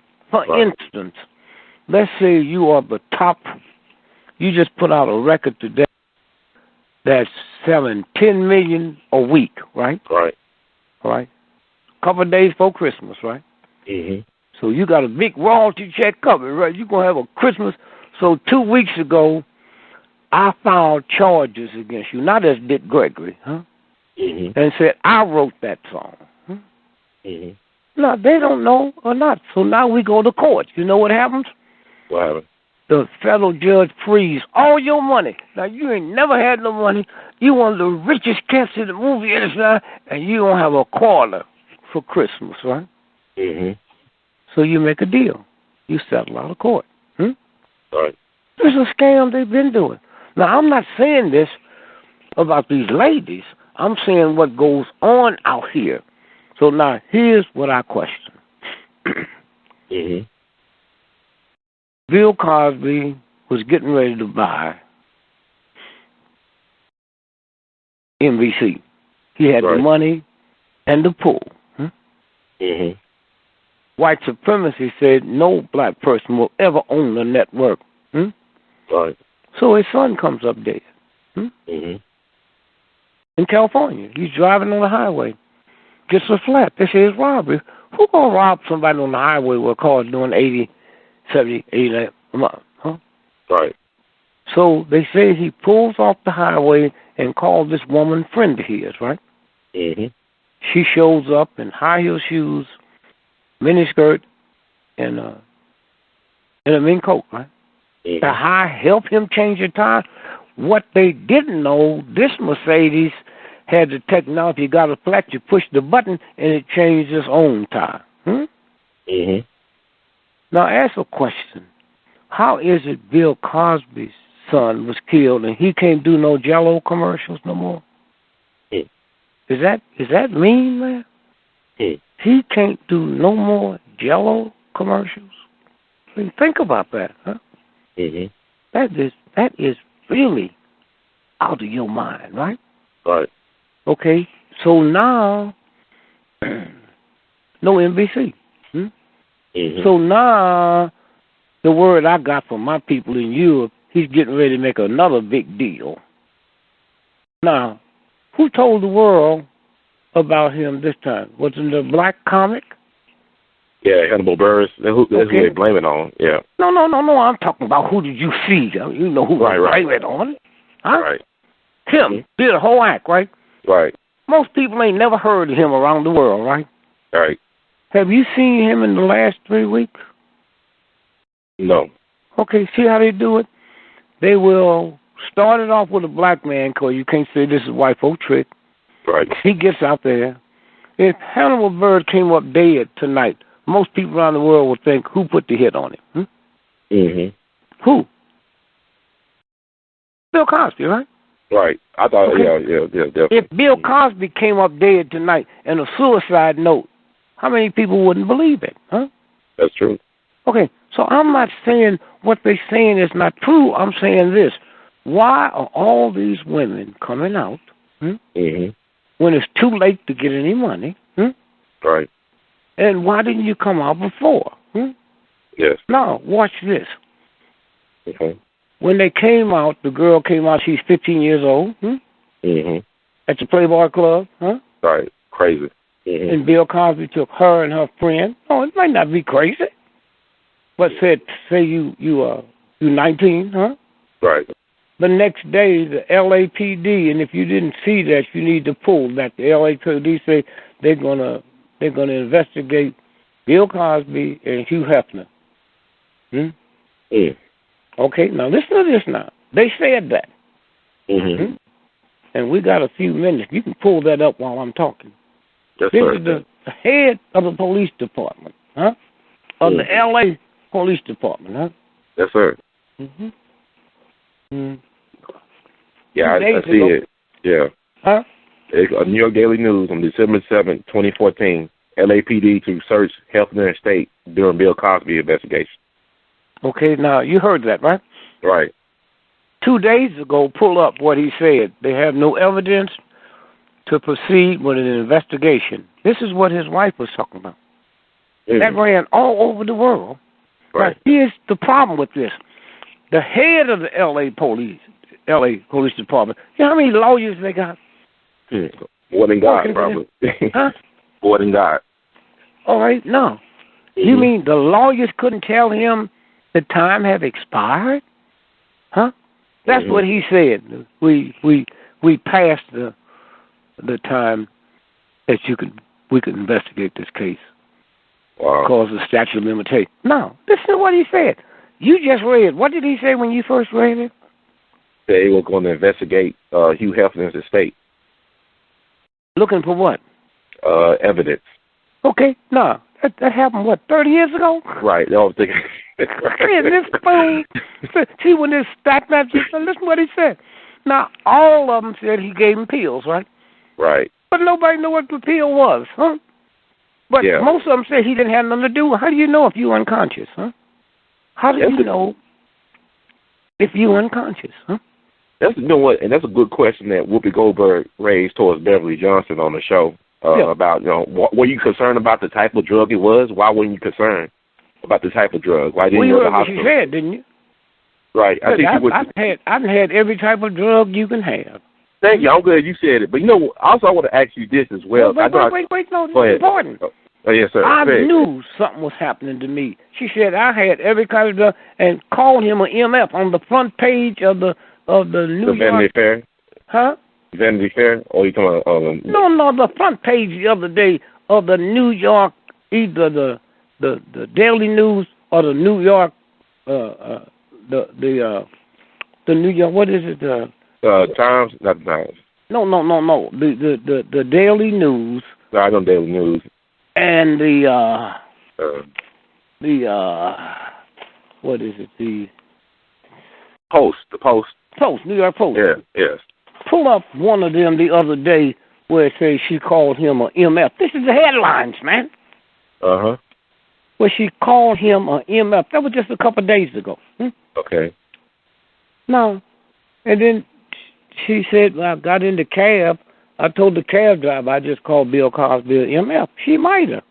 But that don't seem normal. You going to tell a strange cab driver? Right. And then she said she called his house 2 nights later. Right. And his wife answered the phone. Right. And she said, Bill's in bed asleep. Matter of fact, we in bed together. That sounds strange for a wife to say, right? Right. Me and my husband's in bed together. What does that mean? Huh? Right. And so now, did that thing come up yet in the... Well, I was typing in NY Post Beverly Johnson,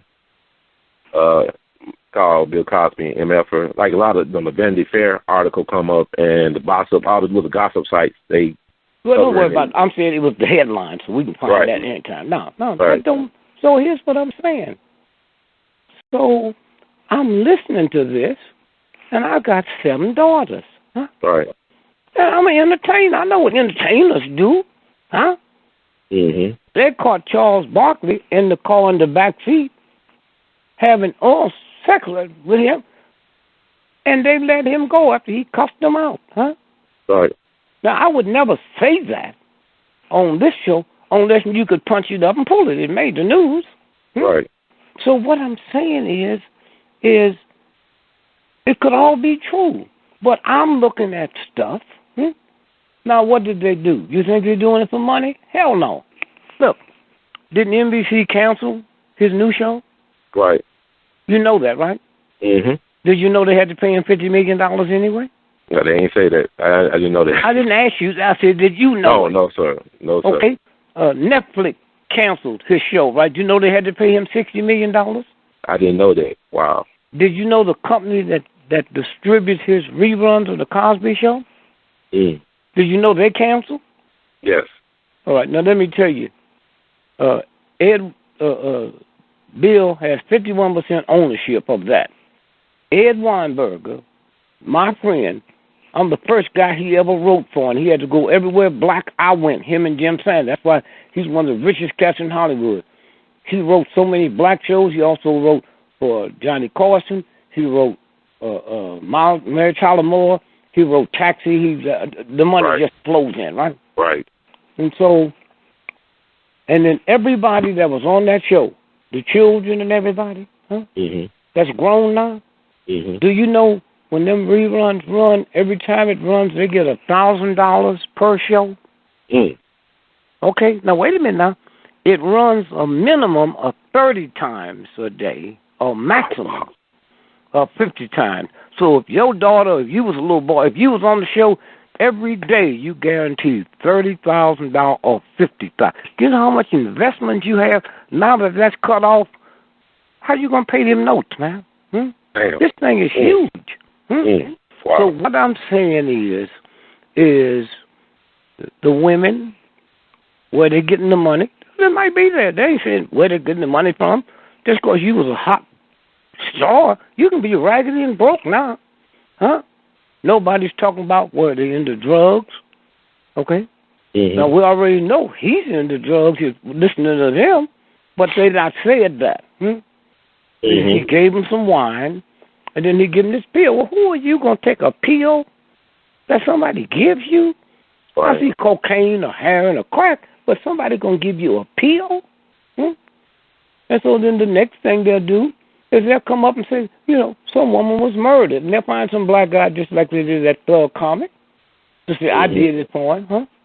Right. And then you know what they'll say? Well, Oh, they happen to be in a state where the statute limited.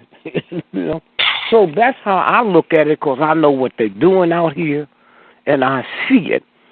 And if a woman, look, first, if you can find a woman to find something I was doing 30 years ago, right? All right. You think I quit? You mean if I'm that type of freak, you think I didn't have one last month? Right, exactly.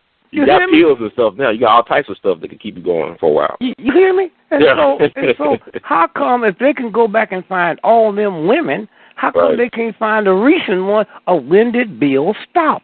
Okay. And so that's what we're looking at. Now it might come out to be true, but they got to come out with some better stuff, and they're coming out. Now, finally, before we finish, we're getting ready. Now, all the stuff we missed, get another day. I'll give you the stuff that Brother Derek Muhammad, our good friend, he said the project is called the Boston Project with Quaker Oats.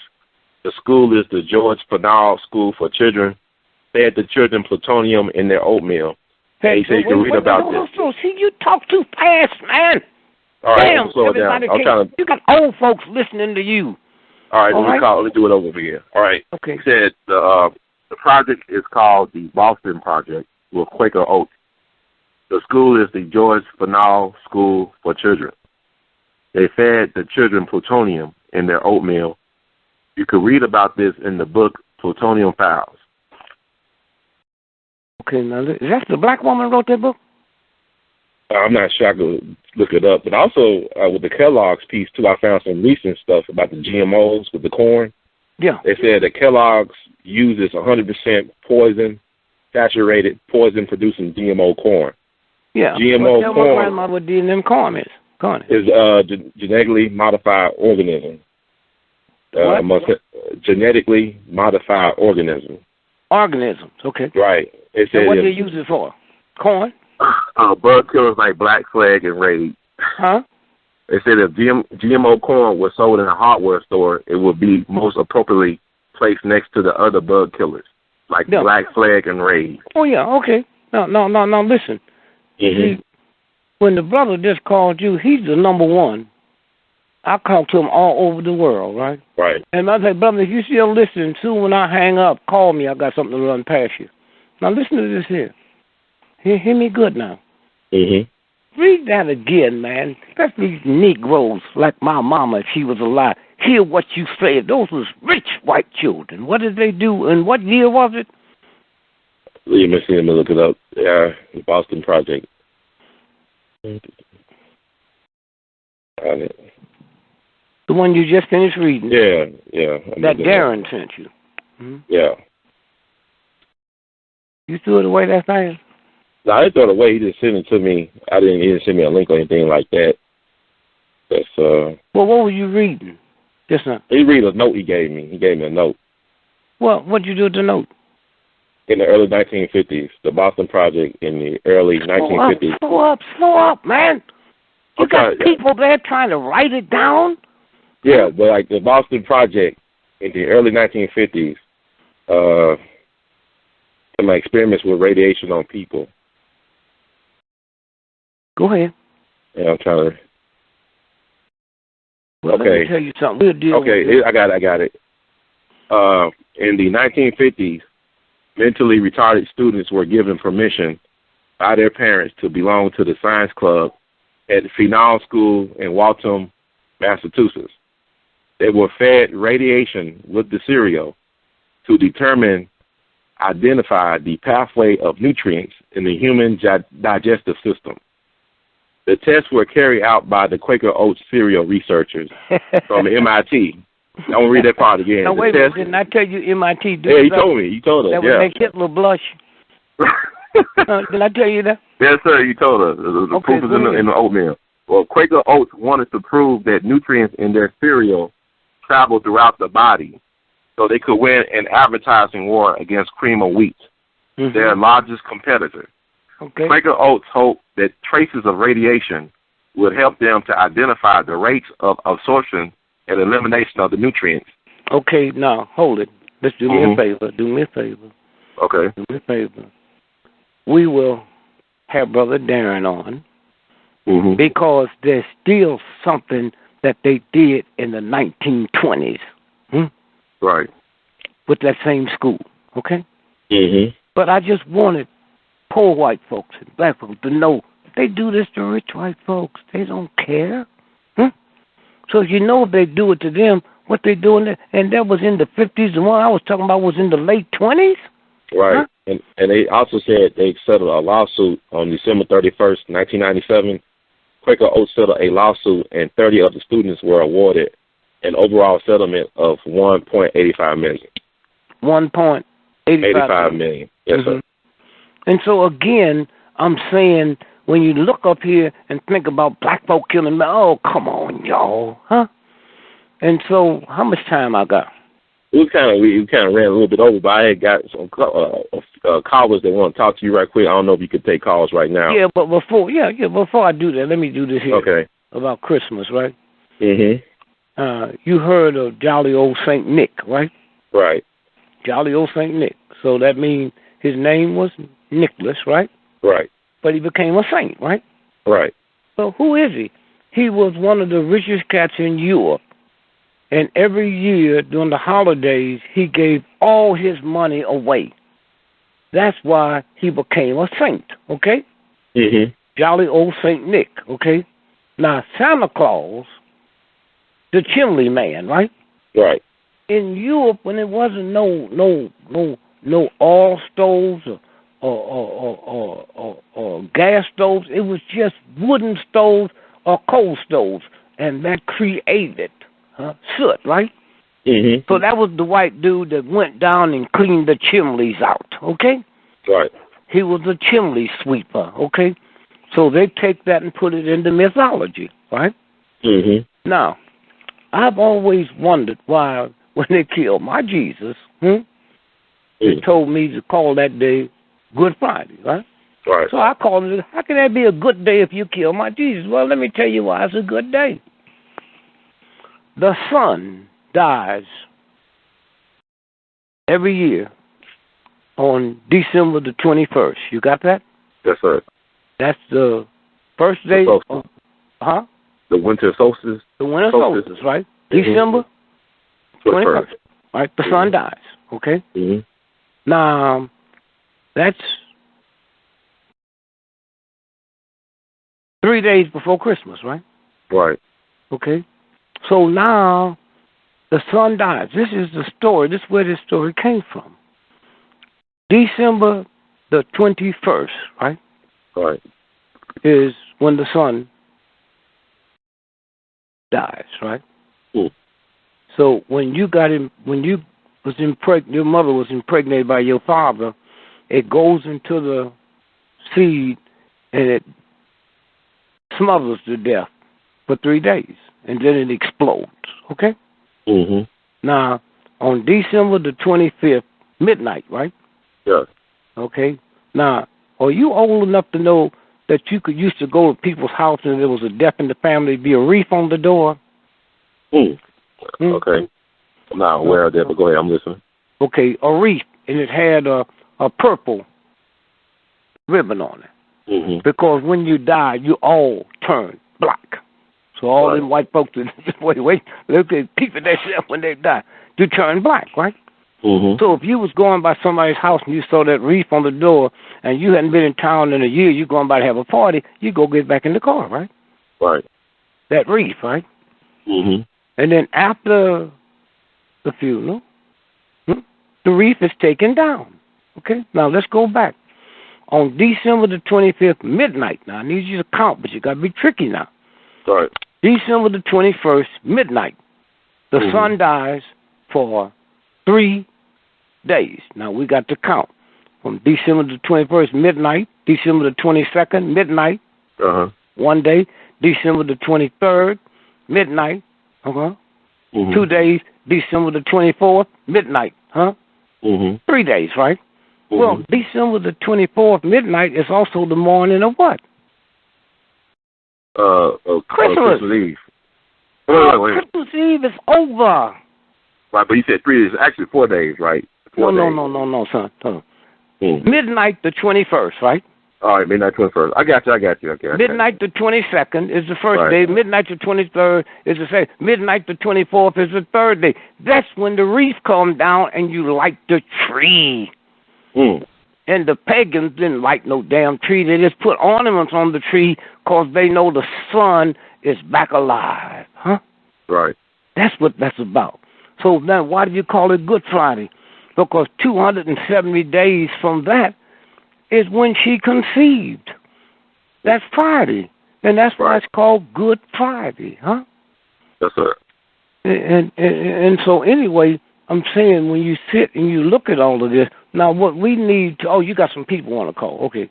Yes, sir. I will make it quick. And y'all can make it quick. They don't need to make it quick. Are you sure? I mean, okay. Mm-hmm. All right. I take the first caller, 313. You on the air? Welcome to We All Be. How you doing, Brother Ron and Brother D.Gregory? Fantastic. Can you talk a little bit louder so I can hear you better?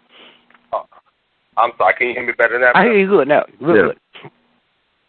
Okay. I'd just like to say I hope that God and my mother and father keep blessing you and Brother Ron with long life. Thank you. Brother Gregory, I had a question about, I noticed that you mentioned the name Jim Jones. I want you to tell me what was the connection between Jim Jones and that brother Mark Lane. Was he tricked to be his lawyer, or was it something else going on with him? No, I was supposed to go over there with him, and I was in jail. Now, let's go back. Jim Jones was government. They was testing out something. You know, when Hollywood get through the movie, they say it's a wrap, right? Right? Okay, here's where they mess up when you look at it with your spiritual eye. They said Jim Jones was so upset because the congressman was there, right? Right. That everybody was going to die, right? Mm-hmm. So he fixed poison. Okay? You hear me? He put poison in the Kool-Aid, right? Right. Now, let me tell you something. That works for people, but the dogs and the cats drink the Kool-Aid. A dog and cat ain't going to drink no Kool-Aid with nothing in it. That's long with cyanide in it. See how they mess up? Now, Jim Jones was found dead, okay? Shot himself in the left side of the head, and he right-handed. You know how hard that is to do that? And then they found the gun 300 yards away from him? Huh? Now, when I heard that, I was renting a charter plane to go down there and check out Mark Lane. And then that's when his wife called me and said he's okay, right? So then I called my friend Francis Johnson the next day that ran the company for him in San Francisco. You got that? Huh? I said, hey, girlfriend, what's up? What happened? She said, I can't believe it. My mother and my daughter's dead, but I can't believe. And listen to this, man. She said, but I'm just glad she had peace for a few minutes before she died. They're talking about the whole time she's with him now. So I said, well, tell me what happened yesterday. When you talked to him, I talked to Jim Jones yesterday morning. He called and put his monthly order in. $250,000 worth of supplies. Do that sound like somebody's getting ready to kill everybody? Huh? No, sir. Okay, now watch this. They brought the bodies back. Now everybody was laughing at them, bunch of stupid Negroes, right? Right. They brought them bodies back to Dover, Delaware. You see, if an American is in Europe and die, have a stroke or heart attack and die or get murdered, they bring those bodies back to Dover. Anybody American killed east of the Rockies, you come back to Dover. Anybody killed west of the Rockies, anywhere in the world, you come back to the Oakland Navy Depot, okay? So when that happened, I called a friend of mine And I said, can you get somebody on the Delaware? The military depot, whatever you want. So we got pictures, huh? Mm. They said they shot themselves in the arm with the needles, huh? Mm. Where the shots were was too far for you to get your hand up and shoot it. You know, it had to be down lower. So that goes out the window. Well, let me tell you the tricky thing. They went down and talked to a black undertaker guy in Philadelphia.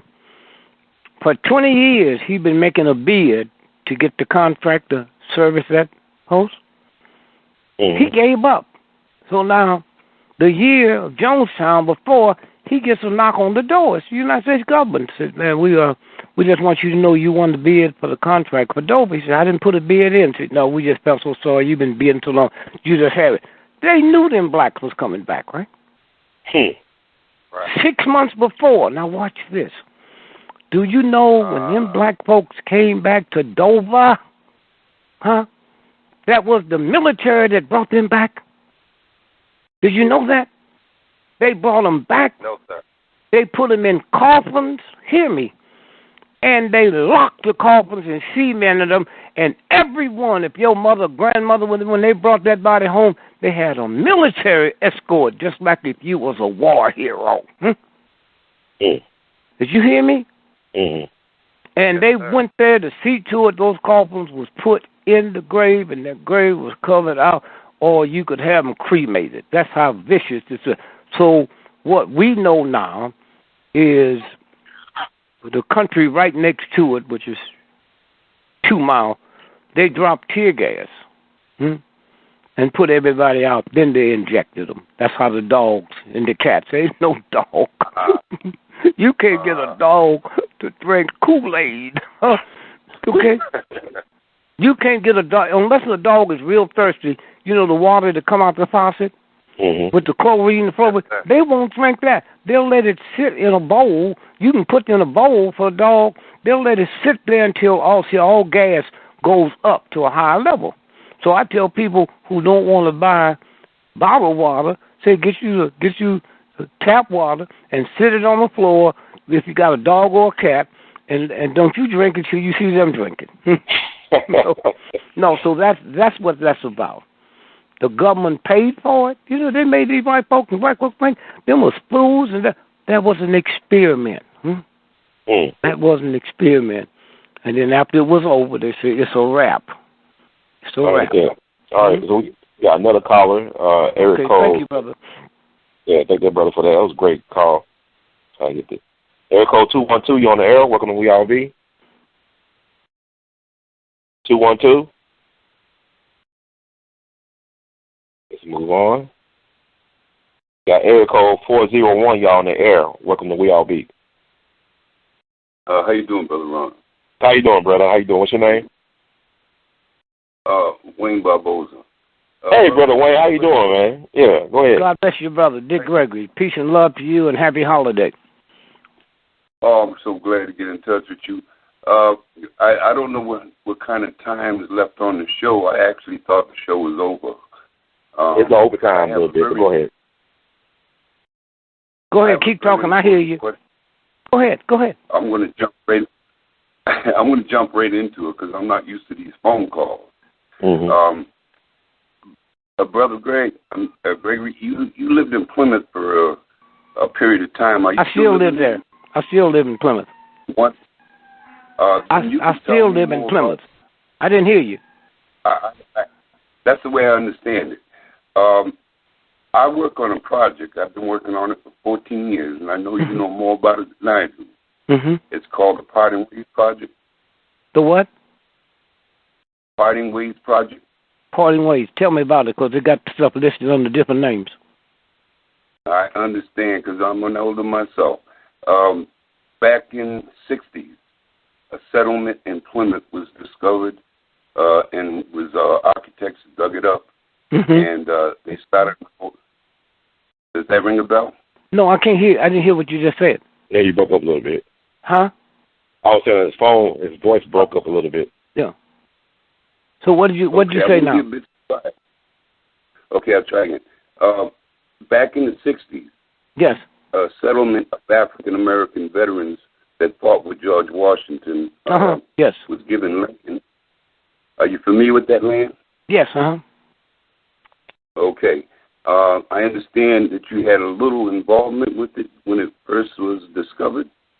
You know, I know the young lady that did it. I was going all over the world then, and doing different projects. But I remember I was there when they did it. I know the black photographer and all that. Well, I'm working with the project. We got the land back for a memorial to build for these patriots. And just recently, we were inducted into the Congressional Black Caucus of Veterans Brain Trust. Right. And the Department of Interior and a whole bunch of people, sure. big shots, so forth, all endorsed and ready to negotiate on what to do with the land. Now, for 14 years, I haven't been able to really speak. I'm the vice president of the nonprofit aspect that owns the land. Okay, and let me catch my mind straight. Take your time. Because this is 30 years in the making, and 14 years of my life. And I raised 13 children, so I'm at the end of the rope. I have to succeed right away. And what I'm trying to accomplish is to build a memorial there. But not a dead memorial, a living memorial.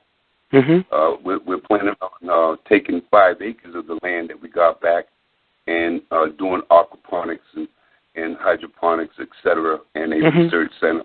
Yes. A learning center there. So there's a big political debate that goes way back to the Plymouth nuclear power plant, Bechtel. Yeah. And with Caucus and Kennedy and all them guys were involved. Right? Yep. Okay. Now, I know I can't put this into this a short time. And that. Well, here's what we do. Let me tell you what we do. The brother, he'll give you where to get in touch with him, and you send the information to him. We will get together with Derek and some other folks and some women. But now remember, real quick, what would you like to do? Well, at this moment, I wouldn't want to talk on the phone because... No, I just said, what would you like to do? Didn't you say something about a memorial? Huh? Yeah, we want to develop... Didn't you just tell me that on the phone? Yes. So that's all I asked you. What would you like to do? I would like to develop that land. Okay. Now, do you have to get licensed? Do you got to get permission? No, we have everything in place except for the professional and the finances. No, you're not hearing me. When did you get the permission and the license to do that? We've had it for over 30 years. All right, now you better look and see if they... No, hear me. Look and see if they're expired, okay? Oh, 1965. Huh? 1965. What about? That's when the corporation received the land and title. I didn't say that. No. See, you're not hearing me. You think this is just an ordinary... I'm saying look and see have that expired, because if it have, you ain't getting no more license, okay? That's all I'm saying. Huh? Well, we wouldn't have been indoctrinated if anything was wrong. We wouldn't have been allowed into the Baby, you're not hearing me. You're not. Look, that's why I don't like to deal with stuff on the phone. Okay, I'm telling you this. Do you have a car? You drive a car? Yeah. When do your license expire? February 4th. Okay, that's all I'm asking you. I say check it and see if they expired, huh? They do all kind of... You haven't heard the whole show about the stuff they be doing, huh? Oh, I'm quite familiar with it. I didn't say that. I said before I get involved, huh? I need to know, have this expired? It might have not. Okay? And then you call them and make sure. Okay? Okay, so if you give me some way to send that I just told you, the brother we talking to on his show, you get it from him, and we talk every other day, okay?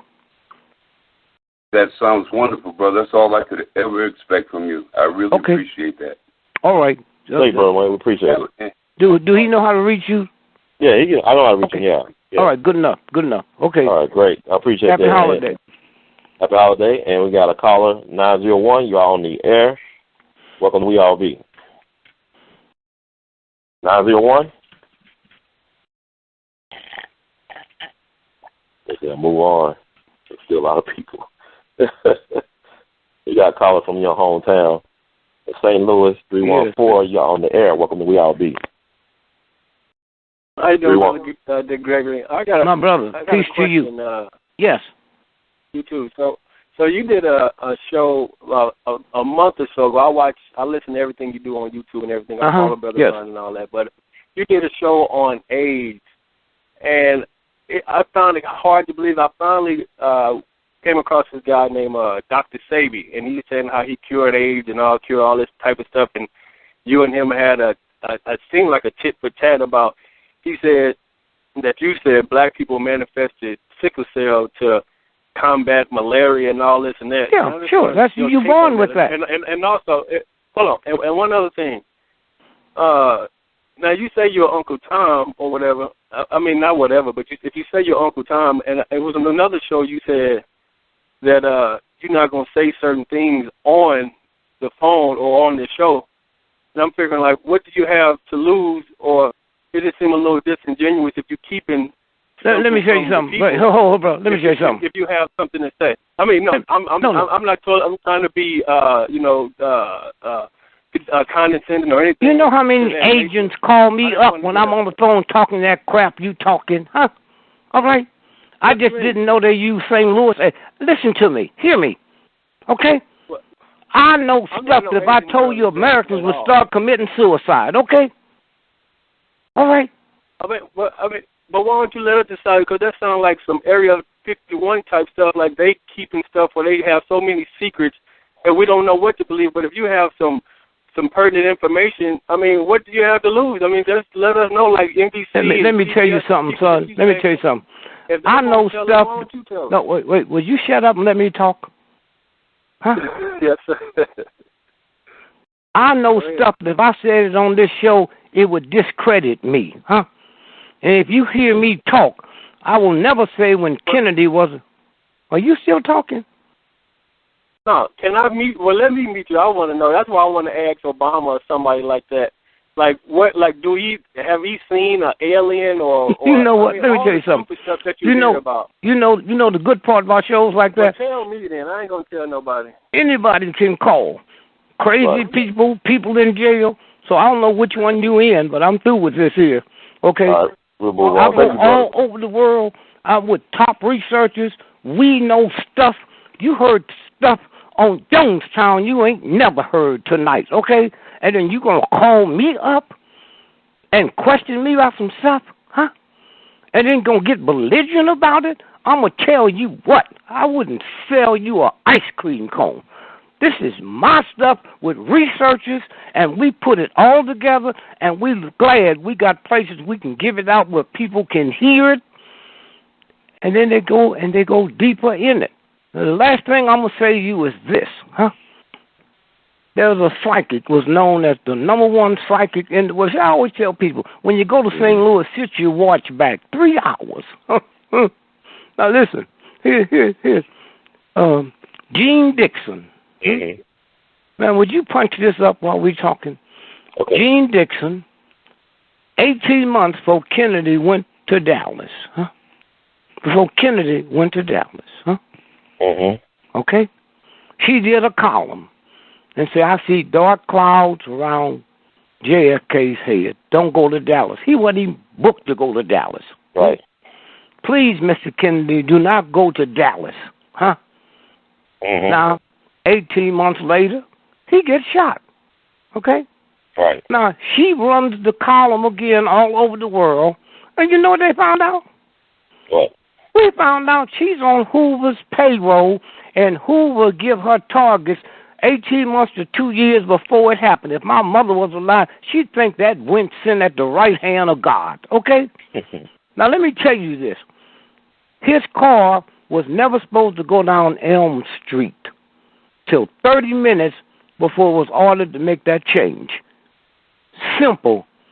How did Oswald know to get a job at the book depository on L Street if it wasn't supposed to go down there? Okay? All right? So we sit here and we do stuff. We watch stuff. We know what we can say on a radio show. Okay? And we know what we can say in private meetings. Okay? Didn't you hear me tell that brother before you to get in touch with him, and then we'll have a meeting and we'll go through with it? And you sitting here talking about you want to meet with the president. I hope you take your pills before you meet with him. Okay? Thank you. Right. Also, I want to say with Jean Dixon, they also said that she actually predicted the death of Dr. King, too. I didn't hear you. They said she predicted the death of Dr. King as well. Kennedy and King. And you said, J. Edgar Hoover hated King, as we all know. Yeah. So that's interesting. I don't know he hated him. I know why he hated him. I'd never say this on the show. Right. All right, I got you. Okay, I got you. Brother Greg. So we're gonna move to the last thing. The last thing we deal with this. These white folks have been building cities in outer space. Now you think that little? I better not say that. That might sound like one of my cousins.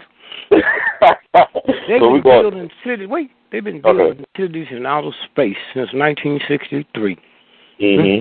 They couldn't get them ready until they got the space elevator, because Queen Elizabeth, if they take her, Queen Elizabeth ain't getting on no rocket. They got space elevators. The elevator was put together at Florida University. What they call the Gators?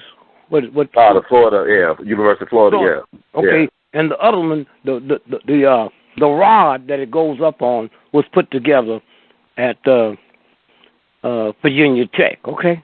Interesting. It's ready. Now, the reason I said I don't know if they're going to let Queen Elizabeth on it, because I want you to hear this, brother. London is not part of Britain. Did you hear that? Yes, sir. London is not part of Britain. And in order for Queen Elizabeth to go into London, she got to get permission from the Lord Mayor. And if the Lord Mayor gives her permission, she got to come through the back gate, Temple Gate, dressed up as a servant. Okay? Wow. As a servant. But Britain is not connected to London at all. Now, for your benefit, my brother, punch up, write this number down. YouTube, write this number down. February the 2nd, 2013. And I want you to punch this up so you can read to that. I'm going to say this again.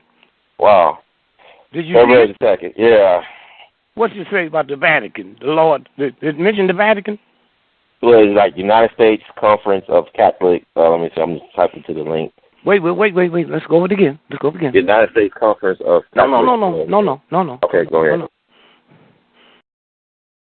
The February the 2nd, 2013, the Bank of Italy suspended all Vatican credit cards. So they was trafficking in drugs, it was trafficking little girls, it was trafficking little boys. All right, now listen, punk, listen to this and see what you're going to see. This is white folks telling you. Listen to it. Read it. You pull it up? Well, I didn't pull it. It was, so they had a conference. Just pull it up real quick. Quick. Not that a whole lot of stuff come up. I'm saying the February the 2nd, right, 2013, the Bank of Italy suspended all Vatican credit cards, okay? Right. And that should pop up real quick. Yeah. I'm looking at Money CNN, yeah. Okay, what does it say? What's it say? It said Vatican goes cash only after Bank of Italy suspends credit cards. Now, let me tell my brother there's so much stuff we know out here, man, that a lot of people ain't even qualified to deal with it. Okay? Okay? And we know I'm not going to come on his show and take advantage of his show. I'm not coming on yours and take advantage. I know exactly what I can say. And when you listen to us on these shows, if you really knew what we talked about doing commercials, so you going to call up talking about you want to talk to the president to see. Here's what you do. They made the president release his birth certificate, right? But there's a woman that was head of the... See, they didn't think she was going to release it, right? Okay? And so they could keep talking about it, right? Now, punch up on your computer, the woman that released President Obama's birth certificate. They killed her 2 weeks before last Christmas. Punch that up and see what come up. And then, brother, you hang up the phone and go to bed and go to sleep and try to sleep through everything. Go pull it up when you get it. Yeah, health director who approved Obama birth certificate. Wait. See, you read too fast, man. Right, I'm just trying to get it in. Okay, go ahead. I'm saying there's people out there that want to write it. Okay, now do it. What did it say? It said health director who approved Obama birth certificate dies in plane crash. Okay. All right. And so, brother, if you could sit around the real table, not just some stuff. Let me tell you, when you're doing radio shows, I don't know when you came in. I don't know when you turned it on. Right. I don't know what parts you heard. This is theater, man. And I work the shows of the people I respect because of what they have, what they got. And a whole lot of stuff. When I tell them to get on the computer, that's not for my benefit. I've been knowing that. Right. I said, get on the computer. When you tell me Darren's called in, man, you in high cotton when you get a brother like that called in. Okay? All right, y'all. So, okay, we're going to move. Yeah, we got 347. You're on the air. Welcome to We All Be. 347. Just move on. And you scared them away too. They went to sleep or something. 706. You got on the air. Welcome to We All Be. Hey, brother Gregory. Yes, sir, my brother. Peace and love to you. Hey, how you doing, man? This is Family. Tyrone. Huh? Yeah, this is Tyrone right here. All right. Good. Yeah, my question for you is, first of all, my brother put me on. Well, pretty much introduced you to me, and I've been following for about a good maybe 3 months. Come on, give me the question. All right, gotcha. All right. I want to get your opinion on the whole Independence Day thing and the real secret behind Mount Rushmore. Oh, I'm not even into that. I know some people I can call and get it. Okay. But wait, let me tell you. You got a pencil and piece of paper on you? I want you to look. I want to tell you something. You got a pencil and piece of paper? Okay. Yeah. America's birthday is July the 4th. What? Well, somebody help me. The year? Huh? 1776, right? Huh? Okay. All right. Now, what did I just tell you? America's birthday is what? July 4th, 1776. Didn't you ask me about Independence Day? I want to know what's the real agenda. No. I didn't ask you that. No, I didn't ask you that. You respect me like I respect you, huh? I know everything you're talking about and more. Okay? All right. July the 4th, 1776, right? Right. Huh? That's right. Is that right? Yep. Okay. Washington didn't become president till 89. Did you know that? I did not know that. That's what I'm telling you now. Huh? Then who ran the country? It was 8 black presidents. The first 8 presidents of the United States were black men. Huh? Okay? All right? That's what I'm trying to tell y'all. Call in, huh? And I take you to another level. And I was honest, Mount Rushmore. I've heard something about it, but I can look it up and got researchers can pull it up. I'm here to say, here's the level you go. But my mama wouldn't be able to take this level. She's the one that told me that told me that that Santa Claus was a white man, not the Ku Klux Klan. Huh? My mother didn't know that King James, she didn't know he was King of England. She didn't know that King James was such a weird, strange homosexual. He hated women so bad he killed his mama. And his lover was Lord Buckingham, who Buckingham Palace named after. Okay?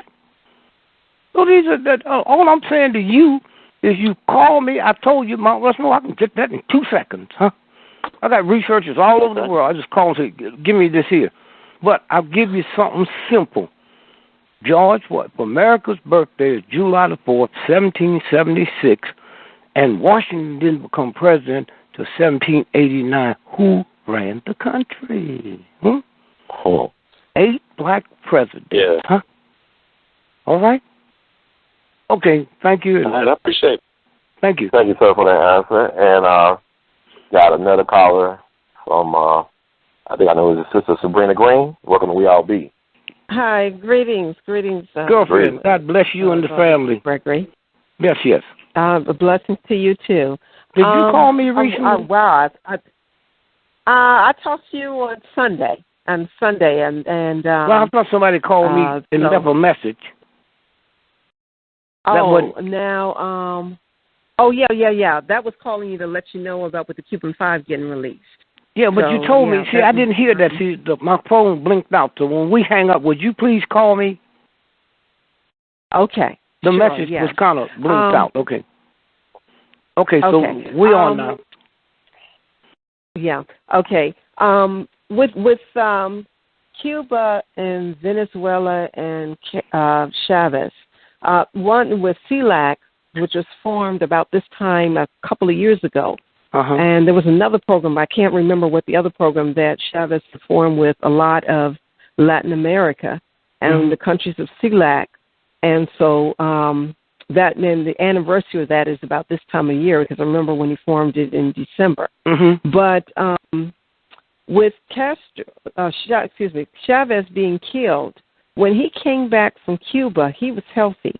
But the place that he was in Venezuela, there were 2 Air Force people. And matter of fact, when they found out their presence there in Venezuela and Caracas, they had them removed from the country. And with that, then of course the U.S. insisted that the embassy officials that they be removed from from the embassy here in the States and that. And so that would happen there. So, obviously with the Venezuelans, there have been suspicion about with his death. But also when you were talking about with Jim Jones with Guyana, from what I remember, I thought that the real reason of what went down there was because of the congressperson that was down there. The guy, congressman from California. Yes. Right. Yes. No. That of killing of him that. And lately with what happened with with the release and the changes on here, I've been told to communicate to people to follow with Telesur, especially what's going to happen in the next days coming up here. Because the release of Gross was not just only for Hanukkah, but on January 1st is the anniversary of the revolution in Cuba. Yes. So now hold that. No. Hold it. 1 second. Okay. Did you know the United States government financed Batista and him? Yes. Did you know that? Okay. Yes. Now, do you remember when Castro came here and marched in Harlem? Yes. Did you know before he came here and marched in Harlem, he had a ticker tape parade down Pennsylvania Avenue? Did you know that? Well, Pennsylvania in D.C. or did you hear what I just said, dear lady? Yes. Did you know that? No, I didn't know that about okay. Pennsylvania Avenue. Hey, brothers, you sit there, my man, and pull that up real quick before we get off. Okay. Okay? The ticker tape parade. And what was the greatest revolutionary of our time? What was his name? He fought with Castro? Che Guevara. Che Guevara. Castro helped kill him. He's never a punk thug. Castro helped kill him. Did you hear me? Wow. Are you looking for that? Yeah. Ticker tape parade for Castro down Pennsylvania Avenue. They said he was given I'm looking at the Washington Times, and he was given a ticker tape parade in New York and spoke in Harlem. No. We know that. Mm-hmm. That was in Harlem. Yeah. I'm saying he was given a ticker tape parade down Pennsylvania Avenue before he ever knew where Harlem was. Okay. Right. You don't see nothing coming up? I'm typing it in. Okay. And so, girlfriend, thank you. I just love your information and your whole piece. Well, I certainly love your information because you give us a real re-education of everything. Well, sometimes we get together again. I tell you the real thing about Kennedy. Okay. Okay. All righty. Your thanks. Nothing come up. No, nothing. It's just I'm gonna look at it. I'm gonna try to find it and did you know, sister, that Kennedy's brain was missing? Yes. Now think about you telling us that. Now think about this. Here's a man shot. We don't know who did it. Everybody think it could have been Castro, it could have been the Russians. Who could get that close to the body to steal his brain? Okay. Did you know the coffin that they buried him in? Now you can pull this up. That's what I'm giving. You know the coffin that they buried him in, put in the ground. Do you know they dug that coffin up and threw it in the ocean? Oh. Did you know? Yes, because you had mentioned that on before. Okay. Yeah. Okay. Yeah, no, it's mean, girlfriend. It is mean. It's not mean if you've been following it, and following it, and following it. BBC News said that Kennedy's casket dumped in... Wait. Slow up. BBC News stated that Kennedy's casket was dumped in the Atlantic Ocean about 9,000 feet. Yeah. We got the exact measurement where it is. We could find somebody who could swim, could go down there. Why would they hide that? Because it's radio shows like yours that's going to make people in colleges that's doing the research go in there and look, and they would see the blood and the whole thing. And did you know the car that he was riding in that day at 4 o'clock that evening, they sent it back to Cincinnati where they make them and had the whole car overhauled? What about forensics? What about blood splatter? Right. Yeah. And when the Kennedy family was trying to find out, they started killing them and make like it's a bad omen. They killed the Kennedys and kept the Bushes, huh? I heard that. I want to ask you this before we go, Brother Greg. I'm appreciative of you taking the time. But you still didn't find out about the march here. No, I didn't find it. I know you tried out for the Washington Senators back in the day as a pitcher, but that's another story. I know that part. But I want to ask you this because I think it's very important. Don't forget, sister, when you hang up, call me back because I really meant to call you back, but the thing, I got a boop on it and I didn't.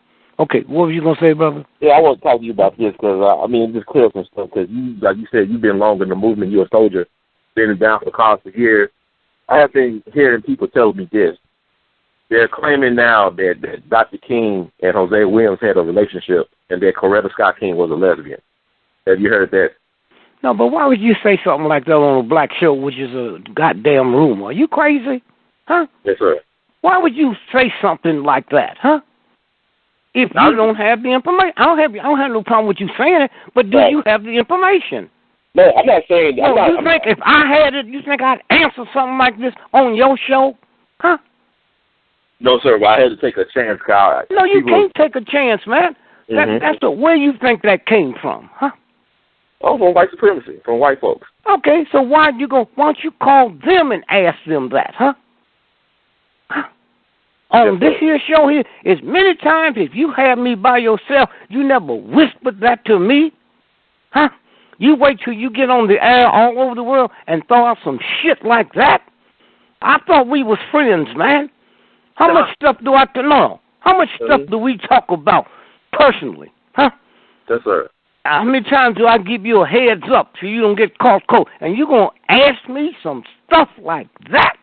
Huh? When you could ask me privately? Huh? Yes, sir. You just took down Jose Williams. If there's anybody on the planet that was never gay, was Jose. Okay? All right? Yes, sir. All right. And then so you're going to talk about Jose, King, and Coretta this close to Christmas? And if I didn't know you like I know you, I swear you was an agent, man. No, I was talking. Yeah, I know. I understand. I didn't. No. I didn't say that. No, I understand. Mhm. I said as long as we know, you can call my house, you can call my wife. Yes, sir. You run that past me. Say, man, let me run this past you, huh? And I said, yeah, but we can't talk about it, huh? Yes, and sir. you just gonna hit me with some shit like that, cold, huh? And then I asked you, do you have evidence? No, sir. No, I don't have evidence. So you go on something like this with the whole world listening and going to ask me? You really don't know who I am, do you? And I was just speaking to tell you, I saw the movie that Oprah made. Okay? Yes, sir. We talked about that last, it was Selma. before seeing it. It yes, is, okay. All right, so Darren, give me a call.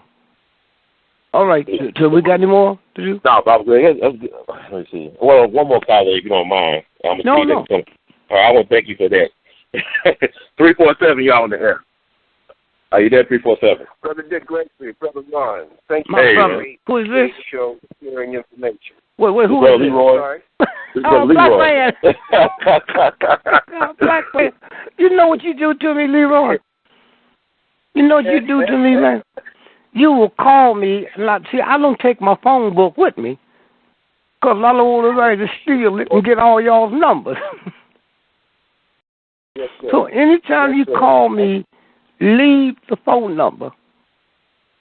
Yes, and that's why I couldn't get back to you in the last couple of days, because I got some stuff to talk to you about in New York, man. Well, listen, I just wanted to add to the information that you were sharing about that space elevator. Yes. Because anyone who wants to go behind or not go behind you, but utilize the opportunity, they can go into Google and put in space elevator. There's a lot of information coming out now about this space elevator. Yes. Yes. Well, see, that's what I was telling this St. Louis punk. That there's so many people out here with information, and those are people that I call. I call. Because I know you know, and we ain't going to play with one another, huh? I know you know. What was the woman from St. Louis, man? One of the greatest stories I ever heard. What was the woman from St. Louis that you interviewed? You're talking about the lady who tracked down the uranium being placed around the community? Yes, the white woman. Yes. The Caucasian lady, yeah. Yes. Yeah. Yeah. Yeah. And let me just say something, because I got to talk to you tonight. Listen to this. You know why white folks have an advantage on not being scared? You're scared of me, but you know why I'm not scared of you? I got aunts, uncles, cousins, nieces is whiter than the whitest white person you ever met, and that's in Russia. So we grew up seeing people whiter than white folks. White folks never grew up seeing people black.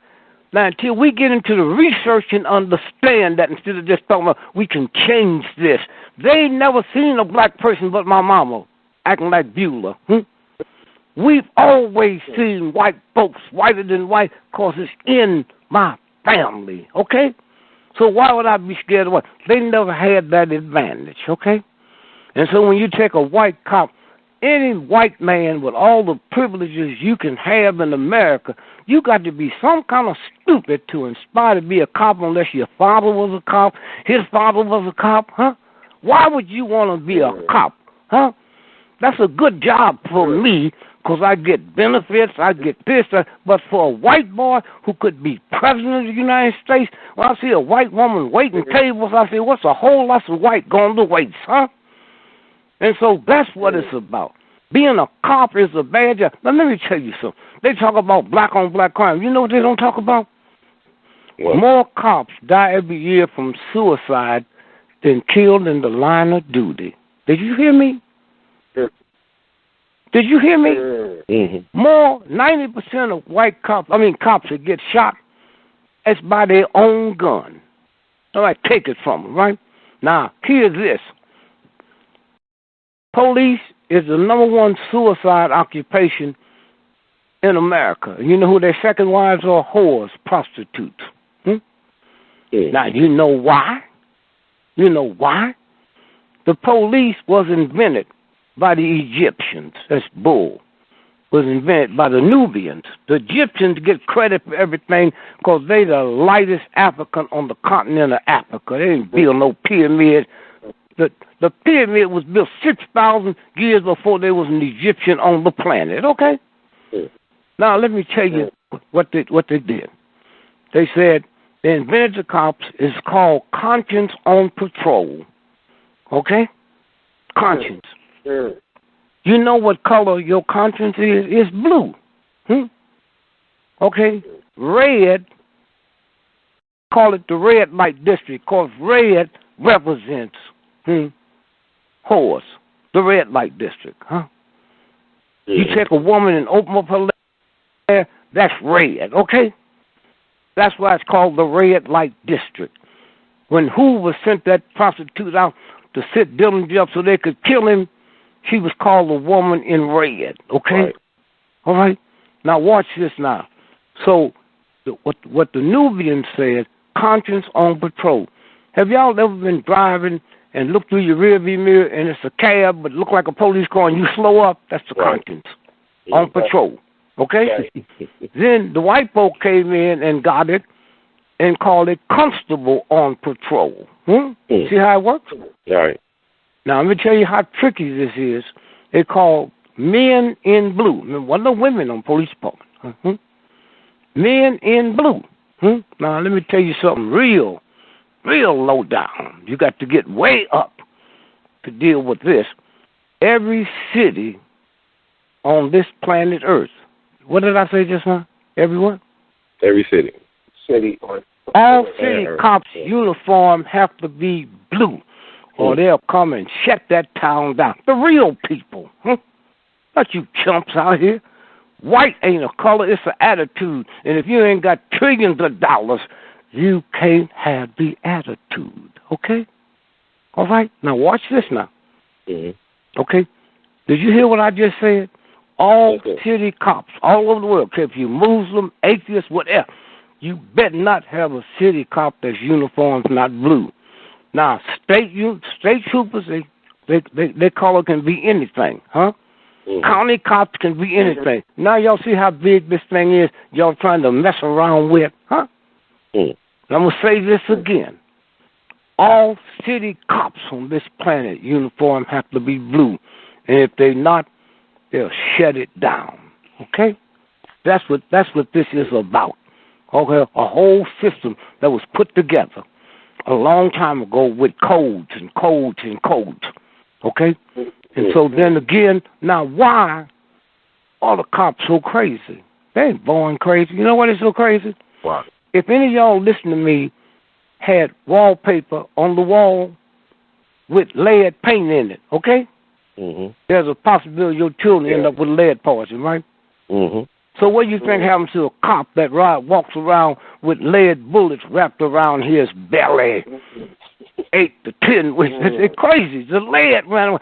I know this, but the head of the police, benevolent, that always wanted to defend cops because of how bad they killed me, but they haven't gave them the research to say, hey, let me come in and bring you a check. You know how many billions of dollars they have to reach back and pay cops, huh?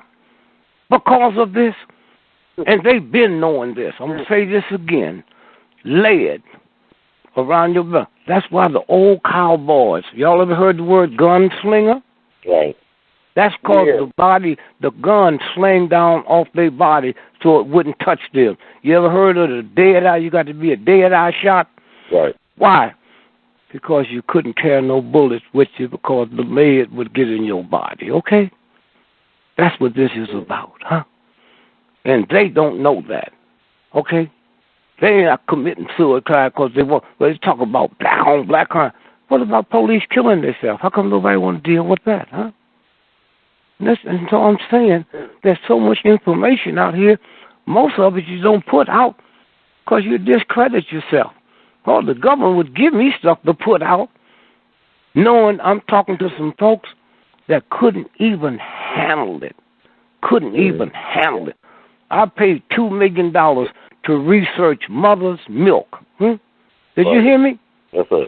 I wanted to pay $1 million to Steve bring me in the #1 authority on mother's milk.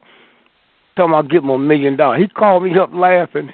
I said, what's wrong? He said, well, there's two people that's equally authority. I said, well, bring them both in. I'll give them $1 million apiece. Okay? So I bring them in, took them to a black hospital in New Orleans. Flint Goodrich. And they was asking me, why are you paying us this much money? Why are you paying us this much money to breast milk? I said, I don't know. If I knew that, I wouldn't pay you. I'd do it myself. So after the 2 weeks was over, let me tell you what I learned. Any of you men ever watch a woman nurse a baby? And any of you women that's nursing a baby, do you know if you're nursing it on the right breast, the left breast leaks? Y'all aware of that? That's not milk coming out. That's poison. That's how fast the universe works. If you worked in a bar or a nightclub or you smoke or someone in the house smoke or prescription medicine, ain't none of that no good. The universe leaks that out so the baby can't get it, okay? Now when they get ready to leave, I told them what I'm looking for. Right. And until I spend all my money and pick and get another big car and spend it again, I don't need it, huh? Let me tell you. I said, here's what I'm looking for. If my mamas, every time I say that, you count. With my mamas, 1, mamas, 2, mamas, 3, mamas, 4, mamas, 5, mamas, 6, mamas, 7, mamas. 8. If my mama was the nanny for white babies, I'm trying to find out how many generations will it take of you drinking from that black titty before you become a Negro. That's what I was looking for, okay?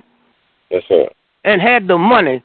Don't have to get no permission from nobody. Don't have to argue with nobody if it's right or wrong. I care.